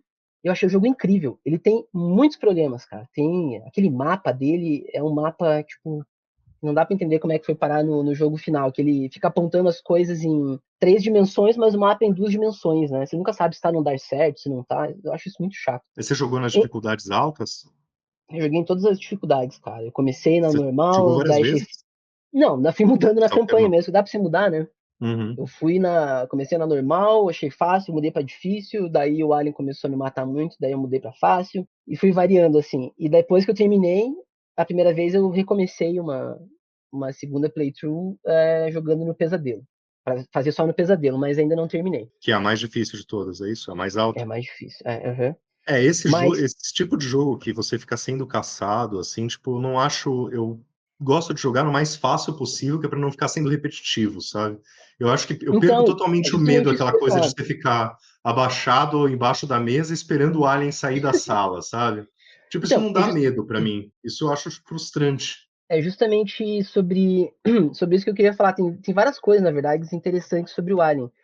Essa questão que você comentou aí, que da dificuldade fácil, é difícil, que eu também falei, né, que é bem isso mesmo, tipo, acaba sendo estressante demais nas altas. Cara, não sei se você sabe como é que funciona a inteligência artificial do Alien Isolation. O Alien, ele tem 2 cérebros, digamos, ele tem 2 IAs diferentes que controlam ele. Uma IA específica e outra IA geral, que acho que chamam de IA diretora, alguma coisa assim, mas que é uma geral. Essa inteligência artificial geral, ela sempre sabe onde está o jogador. Ela é onipresente e onisciente, ela sabe onde é que está o jogador e ela fica enviando a cada período de tempo um ping pro alien, que seria a inteligência artificial específica, que é o alien em si, né, o xenomorfo. Então o alien tá lá circulando na nave e de repente ele recebe um aviso dessa IA diretora, que fala assim, ó, o player está nessa área e dá um determinado raio ali, né, de localização para IA específica, digamos, lá, 30 metros, 15 metros, a cada período de tempo. Então, o que acontece? Nas dificuldades mais altas, o tempo entre esse ping é muito menor. É tipo 30 segundos, 1 minuto. Hum. Então, se o alien sobe para ventilação, por exemplo, e fica lá em um estado latente dele, esperando, né, alguma coisa acontecer, logo a IA vai falar, não, o player está aqui. E o raio que ela oferece para o alien é muito menor. Então, o alien sempre vai estar vindo onde você está, não importa o que você faça, sabe?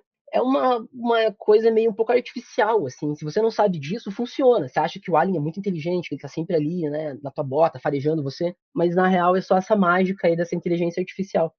E eu também senti que jogando no normal, no fácil, o tempo é muito menor. Então torna mais orgânico o Alien, porque o comportamento dele, né?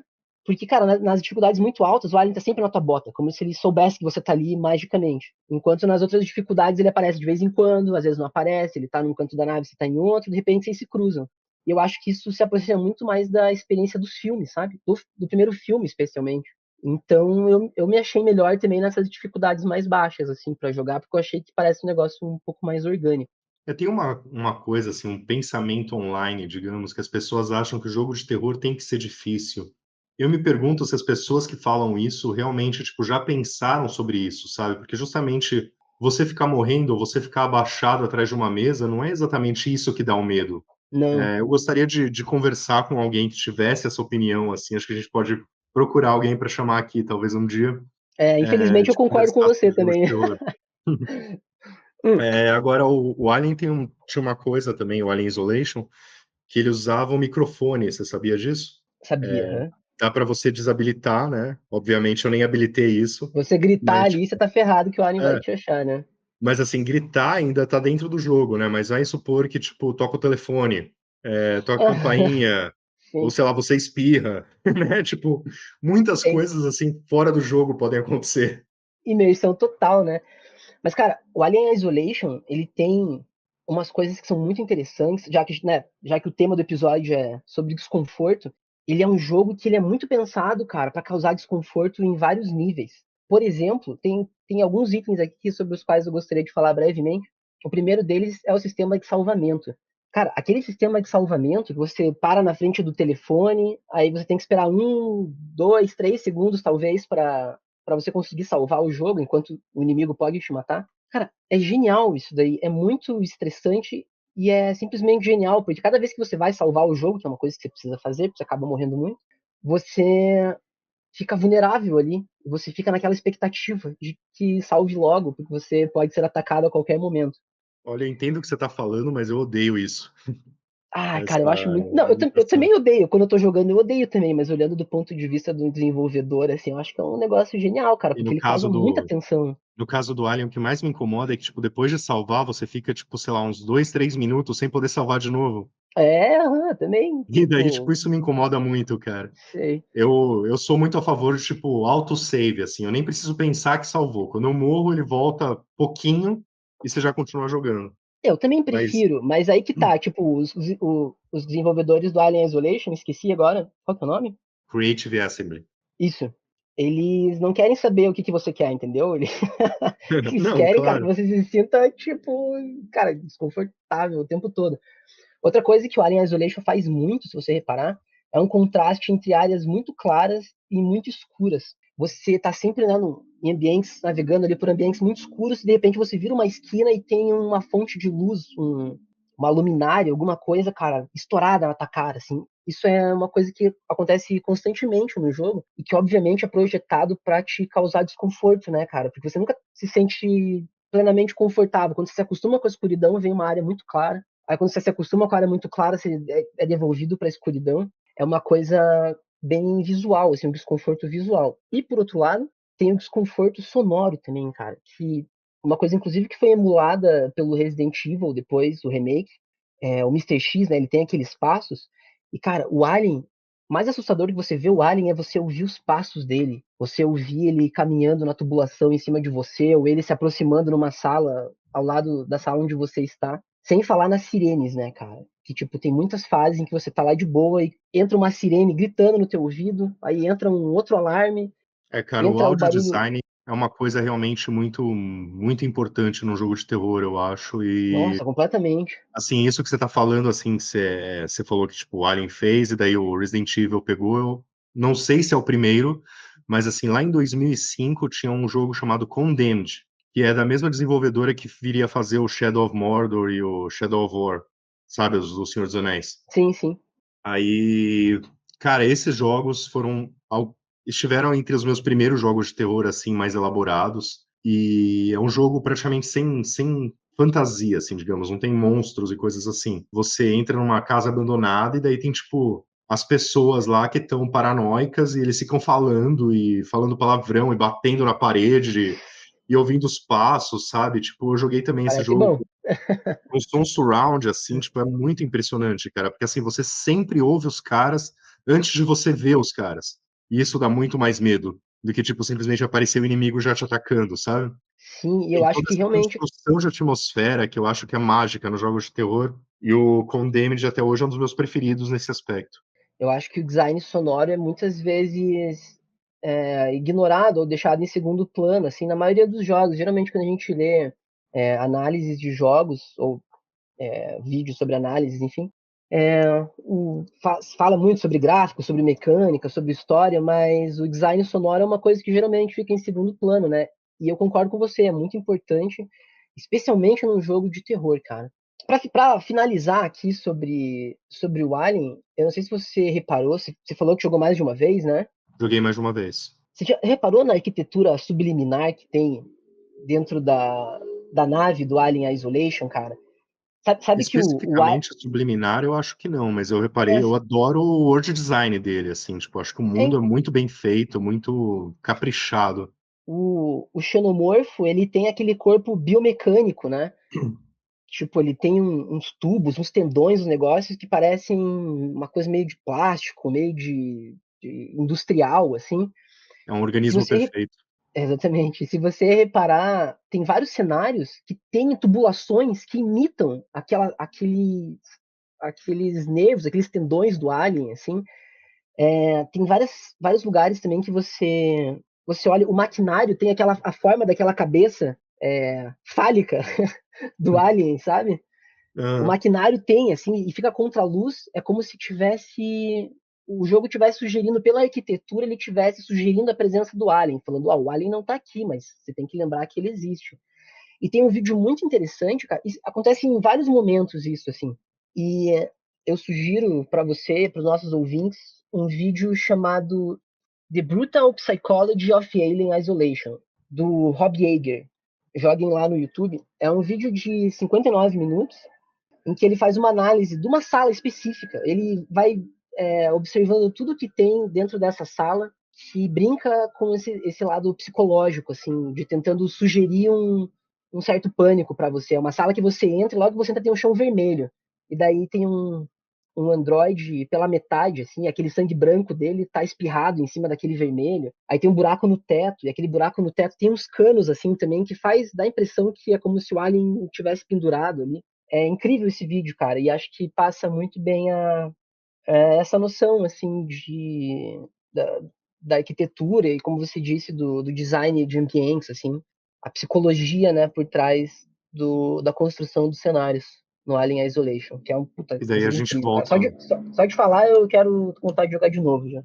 A gente volta naquele ponto de que a boa criação não dá ponto sem nó, né? Acho que esse vai ser o tema da Exatamente, tagline do episódio de hoje. exatamente, a Alien Isolation faz muito bem isso. É uma pena que eu acho que ele peca na narrativa, assim, porque é aquela narrativa genérica de deu problema aqui nesse lado da nave, vai lá, conserta, deu outro problema, agora deu outro. Chega a ser quase uma comédia, né, cara? Porque nada dá certo. Né? E E chega isso no. de. Você quer falar mais sobre o Alien? Que eu ia aproveitar esse gancho para falar do próximo. Não, não, eu terminei. Era isso aí mesmo. Isso de, tipo, você vai para um ponto da nave que está quebrado e daí quebra outra coisa e você vai para outro ponto da nave, lembra muito a história do Dead Space. Exatamente, cara, Dead Space. Eu tava pensando a mesma coisa, assim. Eu falei isso e falei, porra, mas Dead Space é a mesma coisa. Eu tenho bastante a falar sobre Dead Space, mas antes eu queria ouvir a sua opinião. Eu só joguei Dead Space, que agora é o terceiro jogo que eu tinha comentado, né? Que foi essa tríade aí dos jogos que eu falei, cara, jamais vou jogar. Eu tinha jogado Dead Space 2 no PS3, joguei uma vez, terminei ele, achei bem legal. Mas sempre falaram que o Dead Space, o primeiro, era muito mais focado no terror, né? E eu falei, porra, Dead Space 2 já foi tenso, nunca vou jogar essa parada. Entendo. Mas daí saiu o remake, eu fiquei bem interessado no remake. E daí eu pensei comigo, cara, eu vou escrever uma matéria dupla, assim, vou escrever duas matérias ali para publicar em sequência no Tropo Gamer, uma jogando o jogo original e daí logo na sequência jogando Dead Space Remake. E foi exatamente o que eu fiz. Então, pela primeira vez na semana passada, eu joguei o Dead Space original e no mesmo dia que eu terminei, eu já comecei o Dead Space Remake. E, E enfim, tenho eles muitos não foram pensamentos, muito mas eu gosto. parecidos assim? Você não ficou Não, enjoado na cara, segunda tentativa? não, eu fiquei maravilhado, velho. Eu tô obcecado por Dead Space, velho. Fiquei pelo primeiro jogo e agora fiquei pelo remake, assim, pra mim foi sensacional. Conseguir ver exatamente, assim, quais foram as semelhanças, quais foram as diferenças. Pra mim ficou muito claro que era a minha intenção mesmo, jogar em Hum. seguidinho, assim, pra ver o que tinha mudado, pra ter fresco na cabeça, sabe? Pra ver como é que se diferenciava da experiência original. E eu fiquei muito feliz com o resultado. Mas eu queria perguntar pra você, eu já li sua resenha, li algumas vezes, inclusive em diferentes momentos a sua resenha do Dead Space, que saiu, acho que em 2009, se não me engano, que saiu com um ano depois que foi lançado. Muito tempo atrás. Eu queria saber da sua experiência, assim, porque, claro, eu ter jogado agora, 16 anos depois do lançamento, é outra coisa, né? Queria saber antes de eu começar a falar, o que você pensa sobre Dead Space, como é que foi essa primeira experiência? Cara, o Dead Space foi uma coisa que cresceu muito na minha memória, assim. A primeira vez que eu joguei isso, acho que acontece quando você escreve por tanto tempo na internet, né? Porque, tipo, o Delphos já tem 20 anos, então tem... Eu não sou a mesma pessoa que começou o Delphos, tipo, muitas opiniões mudaram, tanto sobre as coisas que eu analisei no Delphos, como o Dead Space, quanto sobre a vida e coisas gerais. Mas a primeira vez que eu joguei o Dead Space, eu me lembro bem que eu achei, tipo, ele muito Doom 3, muito parecido com Doom 3 e muito parecido com Alien. Você falou que você ama Alien, né? Talvez por isso você tenha amado também bastante o Dead Space. Eu gosto. E, e eu não tinha tanto repertório de terror, assim, eu não tinha, a geração do PlayStation 3 foi a geração que eu voltei a jogar videogame na minha vida, assim, tipo, então eu não tinha experiência com os Resident Evil anteriores. Coisas como ter aquela fase que tem o cara que te persegue, na O verdade ele aparece Hunter, só em dois momentos do primeiro jogo, mas, tipo, todos os Dead Spaces têm isso, e todos os que eu resenhei, acho que eu resenhei o 1 e o 2, eu acho que eu não a resenhei o perseguição de 3. novo, né, cara? Um grande tema do horror é a perseguição, é o monstro invencível É, perseguindo você. então, agora eu sei isso, que, tipo, isso é normal no negócio, mas, tipo, ainda não é minha parte preferida do jogo. Eu prefiro explorar com calma, eu gosto de curtir a atmosfera. Aquilo de, tipo, ter que ler audiolog com o bicho criando perna pra te Aham. bater, sabe? Ler audiolog não, né? Você ouve o audiolog ou você Tem lê os que os tem pra ler também, text tem uns que logs. são áudio, tem É, outros que são textos. Os textos, cara, eu ignoro completamente, porque minha vida é é. mais importante, né? Não dá com o cara o cara criando perna e fazendo barulho da perna nascendo, né? Mas assim, com o tempo, assim, eu gostei o suficiente do jogo para jogar as duas continuações logo que elas saíram. Eu gosto da série inteira, os três jogos eu acho bons, embora o terceiro tem toda aquela má fama de porque ele foi um dos que queriam popularizar as microtransações, né? Que realmente era algo bem do mal no jogo, que você comprava coisas para fazer crafting, né? Mas o jogo, assim, eu acho bom. Eu ainda acho os três tensos, embora o terceiro realmente tenha ido mais pra ação. Ele luta contra pessoas também, né? Embora sejam bem menos pessoas do que monstros. Você jogou os três? Não, só o primeiro e Não. o segundo. Mas assim, aí ele foi crescendo na minha memória desde então. E daí ele ficou um bom tempo depois da geração do PlayStation 4, que não tinha retrocompatibilidade para jogar de novo. Eu queria muito um remaster da coleção inteira, sabe, para poder jogar tudo de novo. E daí eu comecei tipo, a memória afetiva começou a pegar forte. Tipo, puxa, aquele jogo é bom, né? E eventualmente eu joguei ele de novo eu joguei algumas vezes no PlayStation 3, mas aí eu joguei ele de novo no Xbox, porque no Xbox tinha retrocompatibilidade. E da época eu ainda assinava a Live Gold, e os três jogos foram dados de presente na Live Gold. E uma coisa bacana na Live Gold daquela época era que os jogos de 360 eles eram seus para sempre, não era só enquanto se assinava. Uma Então maravilha, hein? eu oficialmente tenho os três Dead Spaces no Xbox. Eu comprei os três no PlayStation, né? Então não é nem que eu peguei de graça, eu comprei em algum momento na minha vida. Aí eu joguei de novo os três, isso antes de sair o remake, antes do remake ser anunciado, e gostei muito. Eu comecei a ver, tipo, toda a parte da atmosfera, do design de mundo, enfim, acho que tudo que ele faz é muito bom mesmo. Ele realmente, ele pega influências do Doom 3, ele pega influências do Alien, mas quem nunca foi influenciado, que atire a primeira pedra, né? E eu gosto muito do jogo hoje, assim, quando eu joguei o remake eu joguei quando saiu e eu estava muito ansioso, assim, para chegar. Eu ficava olhando o meu e-mail a toda hora para ver se chegava o código de review, sabe? Daí quando finalmente chegou, foi tipo, uhul, chegou! Eu parei tudo para jogar. Mas assim, eu preferia um Dead Space 4 do que refazerem um Dead Space 1. E eu acho uma pena que, pelo jeito, tenha toda essa história, aliás, fora dos games do Dead Space, eu acho muito triste. Tipo, a Visceral, eu acho que era um estúdio muito bom. Enfim, eles foram relegados a fazer coisas para o Battlefield, né? Porque era o que a EA queria investir. E de repente eles são fechados para daí um outro estúdio refazer o trabalho deles. É muito estranho, né? É muito injusta a indústria criativa em geral, não só de games. Mas eu gosto muito do jogo hoje. Eu acho que na minha resenha eu dei tipo 3,5 nela, 3,5 de 5, né? E hoje eu daria bem mais. É um dos jogos que mais me marcaram na geração do PlayStation 3. Massa. Cara, então, como eu disse, eu joguei semana passada pela primeira vez, né? Eu comprei ele também, tipo, sei lá, um salgado e uma coca, assim, na Steam, sabe? R$ 3. E tava aqui, né, na minha fila. Falei, cara, um dia eu jogo. E eu tô com a assinatura da PS Plus, que vai acabar agora em dezembro. E eu percebi que não devo assinar, cara, porque eu passei 6 meses sem jogar absolutamente nada. Então não aproveitei, assim. Mas agora estou Isso para não aproveitando. jogar nada do catálogo em si, não é nem O online, né? catálogo, tipo assim, tinha várias coisas interessantes. Online eu não jogo. Mas tinha várias coisas interessantes, mas eu fui deixando e passou 6 meses, assim, até eu jogar o primeiro jogo, sabe? Mas enfim, não vem ao caso. O que vem ao caso é que saiu semana passada, retrasada, o Dead Space Remake, né, na PS Plus. E eu falei, cara, tá acabando aí minha assinatura, eu tenho que jogar. Mas antes de jogar, eu vou jogar o anterior, porque se eu jogar o remake depois do primeiro, vai ficar palha, né? E joguei o original. E, cara, eu achei incrível, incrível. Achei muito legal. Fiquei obcecado pelo jogo. Assim, eu fui atrás de muitas informações sobre ele, de making off. Tem bastante coisa, né? Porque é um jogo antigo já, ele tem 16 anos. Tem Saiu em até um 2008. desenho que eles queriam fazer um multiverso na época. Eu Antes, assisti, eu antes de assisti, multiverso ser o que é hoje, a EA já queria fazer com o Dead Space. eu assisti, são dois longas metragens de animação, né? O primeiro é bem legal, que é uma animação mesmo, à mão, assim. Eu assisti duas vezes, achei bem legal. E a segunda é uma animação tosca, assim, em 3D, cara, um 3D mal feito. Eu não tive saco pra assistir. Mas, enfim, joguei Dead Space, estou obcecado pelo jogo. E, cara, tem muitas coisas, assim, pra mim, eu acho que ele é um compilado de tudo um pouco, assim, do que a gente falou aqui nesse episódio, porque ele causa desconforto, cara, em absolutamente todos, pra mim, né, pelo menos, em todos os parâmetros, assim, os aspectos possíveis. Inclusive, deixa eu fazer uma sugestão aqui, uma entrevista muito interessante, cara, com o Glenn Scofield, que é o diretor do Dead Space original, feito por um canal chamado Ars Técnica. É uma entrevista de uma hora e alguma coisinha, em que ele fala sobre como é que foi o desenvolvimento, assim, a intenção deles. E ele fala que a intenção deles era criar o jogo de terror mais assustador de todos os tempos. Ele comenta, Pouco ambicioso, inclusive. né?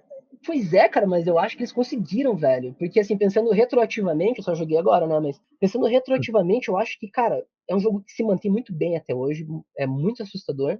Quem dirá na época, né? Uma época pré-Outlast, pré-Alien Isolation. E, enfim, como um jogo mais assustador de todos os tempos, cara, ele ataca em várias frentes, assim. Tipo, o objetivo do jogo, pra mim, é criar um estresse constante no jogador. Seja através dos jump scares, da trilha sonora. A trilha sonora, inclusive, funciona mais no começo, depois você vai se acostumando. Mas tem muito barulho, por exemplo, tem gritos, né? Tem sussurros. Às vezes tá andando num lugar e você ouve um sussurro ali no fone, cara, no teu ouvido, um negócio, uma voz sussurrando. Você fala, cara, que O porra mais é essa? assustador pra mim é o canto, cara. Por que Lembra uma voz tem. que canta? Cara, não sei, eu lembro Você não lembra disso? várias coisas, não sei, não canta exatamente. Tem uma hora que canta um Twinkle Twinkle Little Star, né? Que era uma fase É, tem específica, que é esse. quando você chega na igreja, né? Que daí Hum. você ouve a voz cantando, assim. Mas tem esses sussurros, tem um monte de jump scare. E a trilha sonora, cara, ela tenta enganar o jogador, porque, não sei se você lembra, tem um barulhinho específico, assim, alguns que são tipo como se fosse um cano rolando, ou alguma peça de metal sendo movida, que de repente você tá jogando e você escuta esse cano rolando atrás de você, como se fosse tipo algum monstro que deu um passo, assim, sabe? Aham. Esbarrou num cano, e você fala, cara, que porra é essa? Mas daí lá da metade pro final você percebe ali que fala, não, isso daí é um negócio da trilha sonora.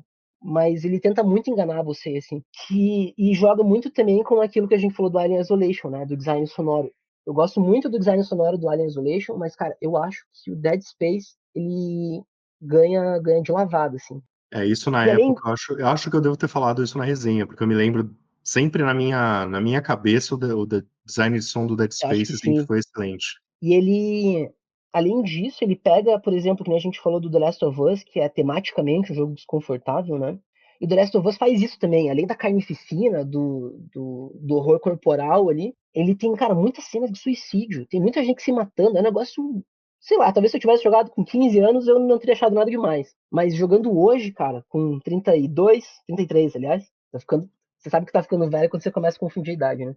É, é um negócio que, porra, eu joguei assim, falei, cara, pesado, velho. Um monte de gente se matando em seguida, tem corpo enforcado, tem pessoas que se vê cortando a garganta, outra mulher que dá um tiro na cabeça. E a cereja no topo de tudo, né, é que ele coloca a religião também.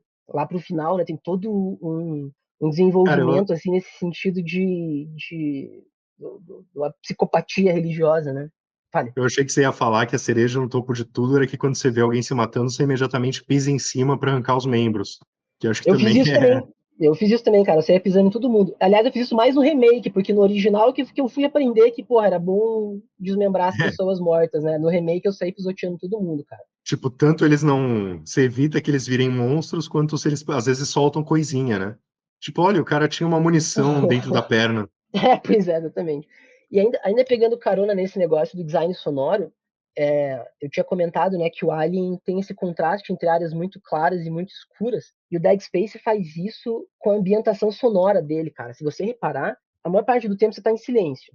Ou, sei lá, 50% do tempo você tá em silêncio, quando não tem nenhum confronto. De repente aparecem os monstros, começa a vir aquela onda de necromorphs, e a trilha sonora, cara, ela vai lá no alto, assim, e aquela trilha sonora, tipo, que nem aquela trilha sonora de jumpscare de filme barato, assim, né? Que aparece um gato e de repente entra aquele violino, assim.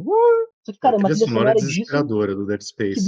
dura minutos, cara. E é um negócio que você fala assim, meu Deus!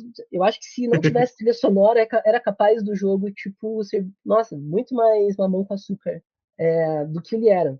Enfim, eu tenho alguns problemas com Dead Space, inclusive estava terminando ontem de escrever essas resenhas, escrevi a resenha do original e estava finalizando a resenha do remake. Eu acho que ele, cara, quase chega a ser um jogo perfeito para mim, assim, no que ele se propõe, sabe? Eu acho que ele é muito incrível, cara. Mas ele tem algumas coisas que pecam, assim, por exemplo, o Isaac, ele ser mudo. Na entrevista do Glenn Scofield aí pro Ars Technica, ele fala sobre isso. Ele fala que a intenção deles foi emular o Half-Life, que também tem um protagonista silencioso. Tem toda aquela questão também de, que eu acho uma besteira, mas que o protagonista silencioso ajuda o jogador a se identificar com ele, porque o jogador se projeta, né, É no uma, personagem. é Eu acho, uma jogada velha, né, da indústria, assim, de fazer um protagonista silencioso. eu acho uma besteira, cara, especialmente no primeiro Dead Space, no original, né? Quando ele encontra a Nicole, ele não fala nada. Cara, ele vê a namorada dele que você tá procurando há horas, ele foi lá para isso, daí ele vê a namorada aparece, começa a conversar com ele e o cara não fala nada, ele não fala oi, ou tipo, tudo É, bem, sabe? se Nada, você. cara. Quando você tá no jogo, você não pensa nessas coisas, né? Mas se você analisar, sempre tem aquela história do tipo, o Dead Rising, que, tipo, todo mundo mó desesperado com zumbis e o cara vestido de Mega Man, sabe? Tipo, ou então, Mas tipo, ele no tá meio dando a de uma proposta do cutscene jogo, né? Mas, que não tira o seu controle, você fica pulando enquanto outro cara tá te explicando a missão, sabe? sim. Tipo, são Mas, lógicas de videogame que você acaba entrando na é, famosa dissonância ludonarrativa, né? mas no caso do Dead Rising, acho que até faz sentido, é uma proposta ali ser mais galhofone e tal. Mas o Dead Space, que é uma das coisas que eu acho muito incríveis no primeiro jogo, é que ele contextualiza muito bem as coisas. Não é que nem tipo God of War, que você tá ali correndo para salvar o mundo do Ragnarok, mas você vai parar para coletar baús e resolver puzzles. O Dead Space, cara, todos os puzzles, eles fazem sentido, porque é o Isaac, que é um engenheiro, tentando consertar a nave. Cara, faz total sentido. Tudo é muito realista, assim. Até as armas, né? A única arma de verdade que você tem, que é uma arma mesmo, é o rifle de pulso. Todas as outras armas, elas são usadas na mineração. A Ishimura é uma nave mineradora, né? Então o Isaac é um engenheiro, cara. Ele vai pegando, tipo, é como se a gente pegasse, sei lá, uma serra, uma chave de fenda e fosse usando como arma, né? Tipo, a cortadora de plasma, tem o canhão de energia, lá, um monte de coisa que é feita para mineração. Então, acho que destoa muito, assim. Outro problema que eu vejo no original é que eu acho que também, aí conversa com o que você comentou sobre o Outlast 2. Eu acho que o Dead Space é muito intenso a todo momento. E não demora, assim, acho que até o capítulo 6 ali, você tá ainda meio tentando entender qual que é a proposta do jogo, mas da metade do jogo pro final, começa a se tornar mais previsível. Não necessariamente previsível, no sentido de você saber o que vai acontecer, mas você se acostuma com o ritmo. Você sabe que você vai andar por 1, 2 minutos tranquilo e alguma coisa vai pular na tua cara. E eu acho que isso vai tirando um pouco da força, assim, do impacto da narrativa, que Eu é acho que aí uma pega, parada. você falou que o diretor disse que ele queria fazer o jogo mais assustador de todos os tempos, mas o Dead Space eu acho que até ele é um jogo de terror, mas antes de ele ser de terror, ele é mais um jogo de ação. Eu sinto que ele é mais um jogo de ação do que o Resident Evil, por exemplo. Eu acho que por isso ele é tão intenso, tipo, porque ele sempre esteve mais para Alien 2 do que para Alien 1, em relação a, tipo, Com certeza, porque você tem um monte de arma. Ele é um jogo de tiro, né? Ele é como um trem fantasma, cara. Se você ah, pensar no Dead Space no primeiro, ele é um trem fantasma. Cada capítulo você desce do trem, você faz um circuito e volta pro trem. Você vai, tipo, fazendo o circuitinho do trem fantasma, tudo que aparece na tua frente você atira, você leva susto e tal, e você segue a vida, né? Mas eu também acho, assim, que, tipo, eu até comentei sobre isso na minha resenha, que eu preferiria particularmente se ele tivesse, assim como a gente conversou, mais vales, né? Não só picos de intensidade, assim, o tempo todo. Ele hum, tivesse, sei lá, 30% a menos de confrontos, sabe? Ele deixasse você ficar um pouco mais na expectativa, vai brincar ali com a tua imaginação e tal. por outro lado, eu também reconheço que acho que ficaria um jogo muito chato, porque o Dead Space ele também não tem, assim, muita narrativa, não tem muita coisa acontecendo, né? Como você disse, ele acaba sendo um jogo de ação, porque o tempo todo você tá atirando nos bichos, coletando munição, avançando e tal. Eu entendo. Agora, cara, passando. Não sei se tem mais alguma coisa pra falar sobre o original. Posso passar pro remake? Pode. Falando sobre o remake, cara, eu achei incrível que ele resolveu absolutamente. E eu escrevi, inclusive escrevi a minha resenha do original antes de começar o remake, né? Pra assim, não ser influenciado, pra separar bem as coisas. E quando eu sentei pra escrever agora a resenha do remake, eu percebi que todos os pontos positivos que eu coloquei do remake, muitos deles são exatamente respostas ao que eu achava ruim no original. Eu pensei, cara, que maravilha, porque a Motive, que foi quem fez o remake, né? Eu acho que eles pensam exatamente igual a mim, cara, porque eles corrigiram absolutamente tudo que eu achei ruim no Dead Space 1. E foram poucas coisas, assim. Eu acho que o Dead Space 1 ele é quase perfeito, o original, né? Mas ele falha nesses aspectos pontuais, assim. Daí, cara, você chega no remake e o Isaac fala. Ele não só fala, mas é ele mesmo que sugere as coisas. Em vez de ter alguém mandando ele falar, fazer assim, tipo, você tem que ir lá consertar o Uhum. satélite. Ele nem fala Ele é nada, mais ele nem fala ativo. assim, cara, eu não vou lá, velho, vai se fuder, tipo, eu vou morrer se eu for lá, velho. Ele não falava nada. Agora não, cara, é ele que dá a iniciativa. Ele fala assim, porra, a gente tá com um problema no satélite lá, então eu vou lá consertar e tal, eu dou um jeito. Pô, eu sou um engenheiro pica aqui, eu vou lá e vou resolver essa fita aí pra vocês. Isso tornou muito mais orgânico, cara. Tem algumas cenas que os necromorphos atacam ele e ele manda um tipo, motherfucker! Ele xinga. Você fala, pô, é isso, cara? Isso é uma pessoa de verdade, não um cara mudo que só fica grunhindo quando alguém desmembra ele, sabe? E também, cara, o remake, tipo, ele. Você lembra daquelas partes da torreta, cara, que tinha no original? Eram duas fases que Lembro. você tinha que sentar na torreta e ficar. Cara, foi a parte Uhum. mais Ele difícil do mudou, né? jogo pra mim. Aquela que você tinha que destruir os asteroides. Eu joguei, sei lá, cara, umas 10, 12 vezes aquilo. Eu não conseguia ser mais rápido que os asteroides. Foi, E tipo, tem um muito troféu frustrante. pra você atirar em todos os asteroides, eu acho. Eu já tentei tanto esse troféu, Você cara. Eu tá guardei um brincando, save nossa. nessa parte só pra tentar conseguir esse Nem a troféu. Eu nunca pau, tá consegui. louco. Não consegui no PlayStation 3 e não consegui no Xbox. Eu tentei algumas vezes nos dois, cara. É uma parte muito arcade, cara, que não conversa com o resto do Ah, jogo. E, pô, no remake, eles transformaram essa parte dos asteroides, que era mais chata, numa das cenas mais épicas, cara, do remake. Você sai da nave, você vai lá flutuando, você direciona, né, cada canhão ali pros asteroides e tal. Eu achei incrível. O remake também, cara, é mais escuro, é mais claustrofóbico, tem mais perseguição, como vamos fugir dos spoilers aí, né? Mas a gente tava falando aí de perseguição no Outlast, no Alien Isolation, e, pô, o Dead Space tem, né, como a gente já comentou, o caçador, o Hunter, que é aquele bicho que se regenera, e ele foi mais usado ainda, né? Ele aparece mais ainda no aparece mais? remake. Não são só naquelas duas fases? Nos dois capítulos? No Dead Space original, ele aparece no capítulo 5 e depois no capítulo 10. E agora ele aparece. A duração da perseguição é estendida no capítulo 10. Ele aparece no 7 também, de surpresa. Olha, eu não lembrava disso. Ele Curioso que eu não aparece no lembrava, porque eu capítulo odeio tanto esse 7. bicho. Ele aparece no capítulo 7 também. Eu até fiz um vídeo, inclusive. Eu tenho o canal lá do Antropogame no YouTube. Eu fiz uns videozinhos das aparições deles, assim, cara. Eu fiquei burro. Eu tava assistindo o vídeo depois e eu percebi que fiz um monte de cagada, assim, tipo, apertei uns botões que nem fazia sentido, cara, de tão apavorado que eu fiquei com o bicho me perseguindo. Mas pra conduzir aqui pro final da conversa, abrindo um parênteses, eu anotei uma coisa aqui que eu acho muito interessante, cara, que o Dead Space, o remake, né, ele abre com um aviso de conteúdo que diz assim: esse jogo contém violência gráfica, representações explícitas de mutilação, empalamento, sangue, vísceras, vômito e morte. E também retrato de eventos traumáticos, comportamentos nocivos associados à saúde mental, como automutilação, suicídio, morte de colegas e parentes, claustrofobia, psicose, delírios visuais e auditivos e comportamentos obsessivos. Eita. Tipo, cara, olha o nível do jogo, né? Ele, tipo, como eu disse, ele ataca em todas as frentes, né? É tipo, pra ser desconfortável em todos os aspectos possíveis. Mas você Mas disse enfim, que ele consertou todos os problemas que você viu, e você falou que o primeiro tem o problema de ser muito intenso. Você não sentiu isso no remake? Você sentiu que ele é menos intenso? cara, estamos aqui, ó, 100% sintonizados, porque é exatamente sobre isso que eu quero falar. O original, sim, ele era muito intenso, também por causa desse formato de ser meio tipo on rails, assim, né? Eu sinto que ele é quase como se fosse um jogo ali nos trilhos, porque você faz o caminho certinho e é tudo scriptado, né? Você entra numa sala, a porta tranca, a luz apaga, os bichos vêm pra comer a sua bunda e é isso. E o que acontece no remake? E que pra mim foi a coisa que eu mais gostei, assim, cara. Eu tô maravilhado com isso. No remake, nós temos a. Vamos começar ali do começo. No original, cada fase é fechada em si, né? A gente sai do trem, completa a fase, volta pro trem, e o trem faz um carregamento ali e nos leva para a próxima fase. E No quando você remake, volta, não. né, numa parte que você já passou, ela é numa outra fase e a fase, o pedaço está diferente, né? Faz parte do.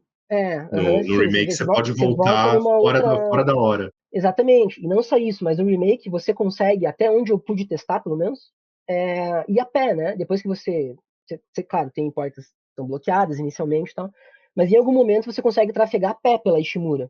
O trem tá ali para você pegar atalhos, chegar em novas áreas e tal. Mas lá pro final você já consegue andar pela Ishimura inteira, porque ela é toda interconectada, né? E para aproveitar esse cenário interconectado, que deve ter dado um trabalho da porra também, sejamos honestos, parabéns pra Multi. Para aproveitar esse cenário, imagino eu que foi o raciocínio dos desenvolvedores. Vamos fazer o quê, cara? A gente tem que aproveitar, velho. Se o player só ficar passando de uma fase para outra, ele não vai ficar rodando pela Ishimura, aproveitando entre aspas ela, né? Então Fazer vamos fazer o side quê? missions, então. Vamos criar side missions, cara. Então tem 3 missões secundárias, são apenas 3, só que tipo, elas meio que duram o jogo inteiro, né? Porque você só consegue finalizar elas mesmo lá pro final do jogo, a maior parte delas. Então vamos criar side missions para fazer o jogador circular. Só que isso criou um problema que não existia no jogo original, que é o quê? O jogo original só tinha eventos scriptados. Você vai andar para cá, o monstro vai aparecer, vai pular, vai vir, vai matar você e vai ficar por isso. Mas se você tem um mundo, digamos, aberto, não é necessariamente um mundo aberto no sentido que a gente costuma compreender, mas é um espaço pelo qual você pode trafegar livremente, né? Se a gente só tem eventos scriptados, o jogador vai ficar sem nada para fazer. Ele vai fazer as missões, depois vai voltar a fazer as missões secundárias e vai ser só aquele ambiente vazio, sem nenhum monstro aparecendo. Eles falaram, como é que a gente resolve isso? E o que eles criaram, cara, foi uma coisa que me empolgou demais, que é o diretor de intensidade. O diretor de intensidade, segundo as palavras dos próprios desenvolvedores, ele é um sistema de organização de conteúdo, surgimento de oponentes e controle do ritmo. Ele basicamente serve para regular o nível de estresse do jogador. Ele, tipo, além de personalizar a experiência e tornar um pouco mais próxima de uma obra cinematográfica. No sentido de que, cara, cada campanha que você jogar vai ser única. O que o diretor de intensidade faz? São muitas promessas, parece, né? Parece uma coisa assim, meio tipo marqueteira, assim, falando, criamos um sistema novo aqui. Mas ele realmente é incrível, cara. E ele soluciona esse problema que eu comentei, né, da intensidade do original, que o original era tão intenso que se tornava previsível, porque era muito guiado ali, né, muito scriptado. O Dead Space Remake, se você seguir na missão principal, você vai ver os eventos scriptados, assim como no original. Mas quando você sai para fazer as missões secundárias, isso ficou mais evidente para mim ainda, porque eu geralmente terminava alguns capítulos da missão principal e voltava depois para áreas que eu já tinha visitado, que já tinha matado todos os monstros, em teoria, para fazer as missões secundárias.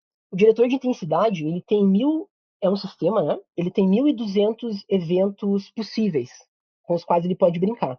Esses eventos incluem, por exemplo, iluminação. Você está numa sala e a luz de repente cai, você fica no escuro. Incluem, é, tipo, elementos da trilha sonora. Às vezes você está lá de boa, de repente você escuta um grito. Isso daí faz parte do diretor de intensidade. E ele também é responsável pelo spawn dos inimigos. Então, o que ele faz, esse diretor de intensidade? Ele fica medindo o estresse do jogador. Ele tem uma barrinha invisível lá que vai preenchendo um determinado nível de estresse. Isso para garantir que o jogador nunca esteja confortável, porque ele não vai voltar para uma área que ele já visitou, ele não tem nada para fazer, ele vai ficar seguro porque já matou todos os monstros. Então o diretor de intensidade ele vai computando ali o que está acontecendo. Digamos que um grito de dor distante seja, sei lá, nível 5 nessa escala. Um confronto com o inimigo que sai da ventilação é o nível 10, muito mais provavelmente. Ele vai preenchendo essa barrinha de estresse. Quando ele satisfaz essa barra de estresse, ele cai fora por um momento e deixa você um pouco mais confortável. Isso é uma teoria. Na prática, cara, o que acontece? Você tá andando por um ambiente de boas e de repente começa a aparecer um vapor, uma neblina, a luz apaga, aparece um monte de necromorfos. Aí você entende ali que o diretor de intensidade ele satisfez, né? Esse nível de estresse que ele pretendia. Então ele recua. Aí você vai para a próxima sala, não acontece nada, de repente você vai para outra, de repente a luz acaba de novo. Mas dessa vez o diretor de intensidade, em vez de ele mandar um necromorfo para cima de você, ele faz com que a ventilação comece a girar fazendo barulho e caia na sua cabeça. E é só isso. Não acontece mais nada. E cada uma dessas coisinhas faz parte desses 1.200 eventos. Ele pode combinar esses 1.200 eventos diferentes para personalizar a experiência do jogador. Então, cara, cada jogada que você fizer vai ser completamente diferente, porque quando você for para um determinado local, pode ou não sair o monstro da ventilação, pode ou não acabar as luzes, pode ou não ter um aumento na trilha sonora, ter neblina na sala, etc. Isso eu achei que resolveu muito esse problema do original, que era sempre muito intenso. O que acontece? Quando você volta para fazer as missões secundárias, por exemplo, ou destravar portas que ainda estavam trancadas, você nunca sabe bem o que vai acontecer. Às vezes eu achava que, cara, falei, não, vai sair o monstro dessa ventilação. Não saía nada. Outras vezes eu ouvia um barulho, alguma coisa, e falava, não, é só um negócio me assustando e tal. E de repente, porra, saía um monstro, saía 2, 3 monstros de uma vez. E meu maior problema com o original era, foi em relação à segunda metade da campanha, porque eu acho que a segunda metade da campanha ela se tornou mais previsível, mais repetitiva. E eu achei que o diretor de intensidade no Dead Space Remake ele atuou melhor justamente nessa segunda metade da campanha, ali na metade, no terço final da campanha. Porque ele acabou ficando mais intenso. Eu acho que ele acompanhou o ritmo do jogo. E ele ficou mais imprevisível. Às vezes, por exemplo, eu entrava num lugar e ia fazer uma missão secundária ali, pegar os cartões, por exemplo, que a gente tem que coletar, e aparecia um inimigo numa sala. Aí eu entrava em outra sala, aparecia mais um inimigo numa outra sala. Daí eu falava, bom, já deve ter preenchido esse contador do diretor de intensidade, né? Tô tranquilo agora. E daí não, eu entrava na próxima sala e tinha outro monstro me esperando. Isso fez com que eu ficasse, cara, muito na ponta do pé, assim, porque é um negócio muito imprevisível. Quando eu esperava que fosse acontecer alguma coisa, não acontecia. Quando eu esperava que não fosse acontecer, acontecia. Isso foi até o final do jogo. E eu achei muito incrível isso, assim, esse sistema, porque basicamente é uma inteligência artificial que ela personaliza essa experiência de terror para cada jogador, dependendo do que você está fazendo, para onde você está indo. E eu acho, inclusive, estão rolando os boatos aí de que o Resident Evil 9 vai ser um jogo meio que de mundo semi-aberto, né? Com side quests e tal. Eu acho que seria o caso de repente, a Capcom tentar implementar, cara, um sistema igual esse diretor de intensidade, assim, porque é um negócio muito genial mesmo. E ele é tão bom que se eu não tivesse pesquisado sobre o diretor de intensidade, visto como é que funcionava, eu teria achado que todos esses eventos eram scriptados, assim, porque foram tão orgânicos, sabe? Que para mim parecia parte do roteiro mesmo. E, enfim, fiquei realmente maravilhado com esse sistema. E assim, tudo isso que você falou do diretor de intensidade, você se refere especificamente a quando você vai voltar para fazer side missions e tal, né? Em relação, É, se você fizer só a história principal, você sente que ela está igualmente intensa? sim, está igualmente intenso. O que o diretor de intensidade faz é equilibrar a intensidade da campanha. Ou seja, naquelas áreas em que não temos os eventos scriptados da campanha, ele age como se tivesse. Ele fica sempre colocando coisa acontecendo ali, sempre estressando o jogador. Ah, o jogador aqui está muito tempo sem enfrentar o inimigo. Bom, lança inimigos em cima dele. Agora ele está tranquilo, mas vamos colocar uma trilha sonora desconfortável aqui, uns gritos, para ele ficar com medo. Mas Então, isso que não é basicamente especificamente no backtracking, a história eu fiquei com a sensação de que realmente é sim, não, scriptada. mas é exatamente isso que eu disse. Tipo, isso é pro backtracking. Porque é exatamente isso. A campanha principal, ela continua com os eventos scriptados. Mas o que a gente faz, né? Foi o pensamento dos desenvolvedores. O que a gente faz quando o jogador for fazer o backtracking, que ele for fazer as missões secundárias, que não tem eventos scriptados. Ou, por exemplo, quando ele tiver de bobeira e quiser voltar para algum lugar para abrir uma porta que estava trancada, ou para tentar encontrar munição em determinado lugar. E é nessas horas, especificamente, que entra o diretor de intensidade, preenchendo aquele espaço morto, né, dessas áreas onde já não tem mais script Então, a minha pergunta gerenciando, é sabe? justamente onde tem o script. Você acha que ainda está intenso demais se você fizesse só a história sem voltar, sem ficar explorando, fazendo backtracking? Ah, entendi. Cara, não sei, porque eu fiz misturado, né? Eu jogava uns 2, 3 capítulos, 2 capítulos da história, e daí ia fazer algumas missões secundárias. E daí voltava. Então eu achei que pra mim sempre esteve imprevisível, assim, sabe? Se fosse, mas mesmo se fosse pra jogar só a história, eu acho. Não sei, eu acho que ainda estaria talvez parecido com. Mais parecido com o original, assim, porque o remake também tem um ritmo, né? E você acaba pegando esse ritmo. Você consegue entender que, pô, se eu tô 5 minutos tranquilo, vai aparecer alguma coisa aqui, vai ter uma batalha e tal. Mas ainda assim, pra quem jogou o original, eu acho que eles conseguiram colocar muitas surpresas, cara. Muitas coisas inesperadas e novos puzzles, por exemplo. Tem um puzzle, vários, né? Uma nova mecânica, que é aquela do disjuntor, né? Que você tem os disjuntores em que você pode direcionar a energia. Eu ia falar isso, que você ia Uma, ter que uma, apagar a luz, né, pra, uma pra porta, não progredir. sei o quê. Isso dá muito Exatamente. medo. Isso é genial, cara, porque, pô, tem que entrar por aquela porta, mas para isso tem que apagar a luz. Daí, pô, você apaga a luz, aparece um monte de monstro, assim. E mesmo quando não aparece, né? Você tá apagando a luz, você acha que vai Sim, aparecer, sim. né? Então, eu acho É que, assim, de sinistro. forma geral, eu acho que a campanha também tá um pouco mais equilibrada, assim, no sentido de que eles encontraram formas de ser mais imprevisíveis ainda. Mas, eu acredito que todo jogador vai acabar se aventurando nesse backtrack, nem que seja pra, sei lá, conseguir munição quando tá sem munição, né? Dar uma explorada aqui e ali e tal. E nesses momentos, o diretor de intensidade sempre vai agir. Então, acho que é muito benéfico, assim, e é incrível. E eu acho, como eu disse, né, o Dead Space original, pra mim, por muito pouco, ele não é um jogo perfeito. E eu acho que o remake, cara, eu acho que ele foi essencial, assim, para finalmente fazer do Dead Space uma obra-prima, cara. Eu não consegui ver defeitos, cara. Acho que foi o primeiro jogo que eu paro, assim, pra analisar no Anthropogamer que eu não consegui encontrar defeitos, cara. Ele teve umas taxas de Uau. quadro aqui e ali, mas, tipo, Você jogou no não, PC? não, no PS5. Ah, no PS5. É que eu Joguei no vi que PS5 parece que essa versão de PC é muito ruim. Não, mas foi É, bem, mas bem eu não joguei no ocasional, PC também. assim, tipo, um negócio que, cara, nem faz diferença, sabe? Mas eu acho que, cara, é um jogo perfeito, assim, no que ele se propõe é uma obra-prima, o Dead Space Remake, cara. Diante desse tremendo elogio, acho que a gente terminou a nossa pauta. Superlativo é a palavra que eu estava procurando. Vamos terminar com um superlativo como esse. Dead Terminar Space na é o nota melhor jogo de alta, né? terror, então. Cara, eu ainda não sei, assim, se é o melhor, porque, por exemplo, a gente tava falando do Alien Isolation, né? O Alien Isolation tem muitos problemas, cara, mas eu ainda acho ele, talvez, como um jogo de terror mais intenso, assim, talvez mexa mais comigo do que o Dead Space. Porém, o Dead Space, pra mim, foi o jogo mais divertido de terror que eu já joguei. Eu achei ele muito divertido, cara. Especialmente o remake, né? Eu não conseguia parar de jogar. O Hum. original também, mas era um jogo que eu, né, como eu disse, nem esperava jogar até uns anos atrás. E eu não conseguia parar de jogar, cara. Tanto o original quanto o remake. Particularmente, eu gosto mais do Dead Space que do Alien Isolation, mas de fato são dois jogos que envelheceram bem na minha memória. Acho que o Alien É, Isolation também, quando eu fiz a resenha, eu gostava menos dele do que eu gosto agora. Acho que eu.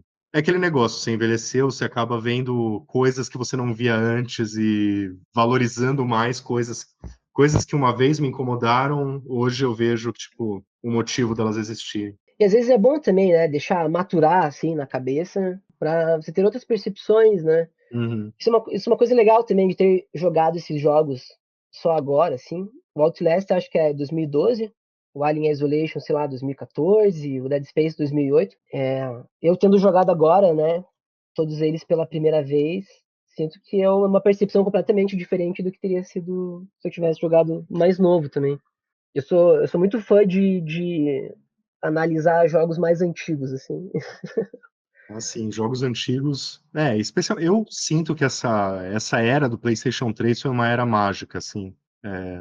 Foi quando eu voltei a jogar videogame, mas também foi, tipo, uma era que começou a solucionar os problemas que me afastaram dos videogames quando os videogames que eram 3D.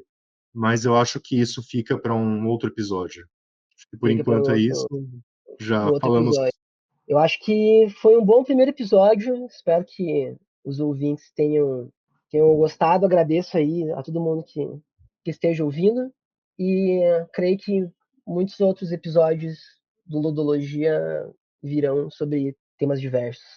E vocês podem ver mais baboseiras minhas e do Johan nos sites delfos.net.br e antropogamer.com.br, mas a nossa ideia era fazer que esse podcast fosse algo independente mesmo. Por isso que a gente não chamou, por exemplo, de Antropodelfos. É uma nova propriedade intelectual, como a indústria gosta de dizer. É isso aí. Muito obrigado, cara. Valeu. Muito obrigado aí a quem estiver nos ouvindo. E até a próxima. Até a próxima.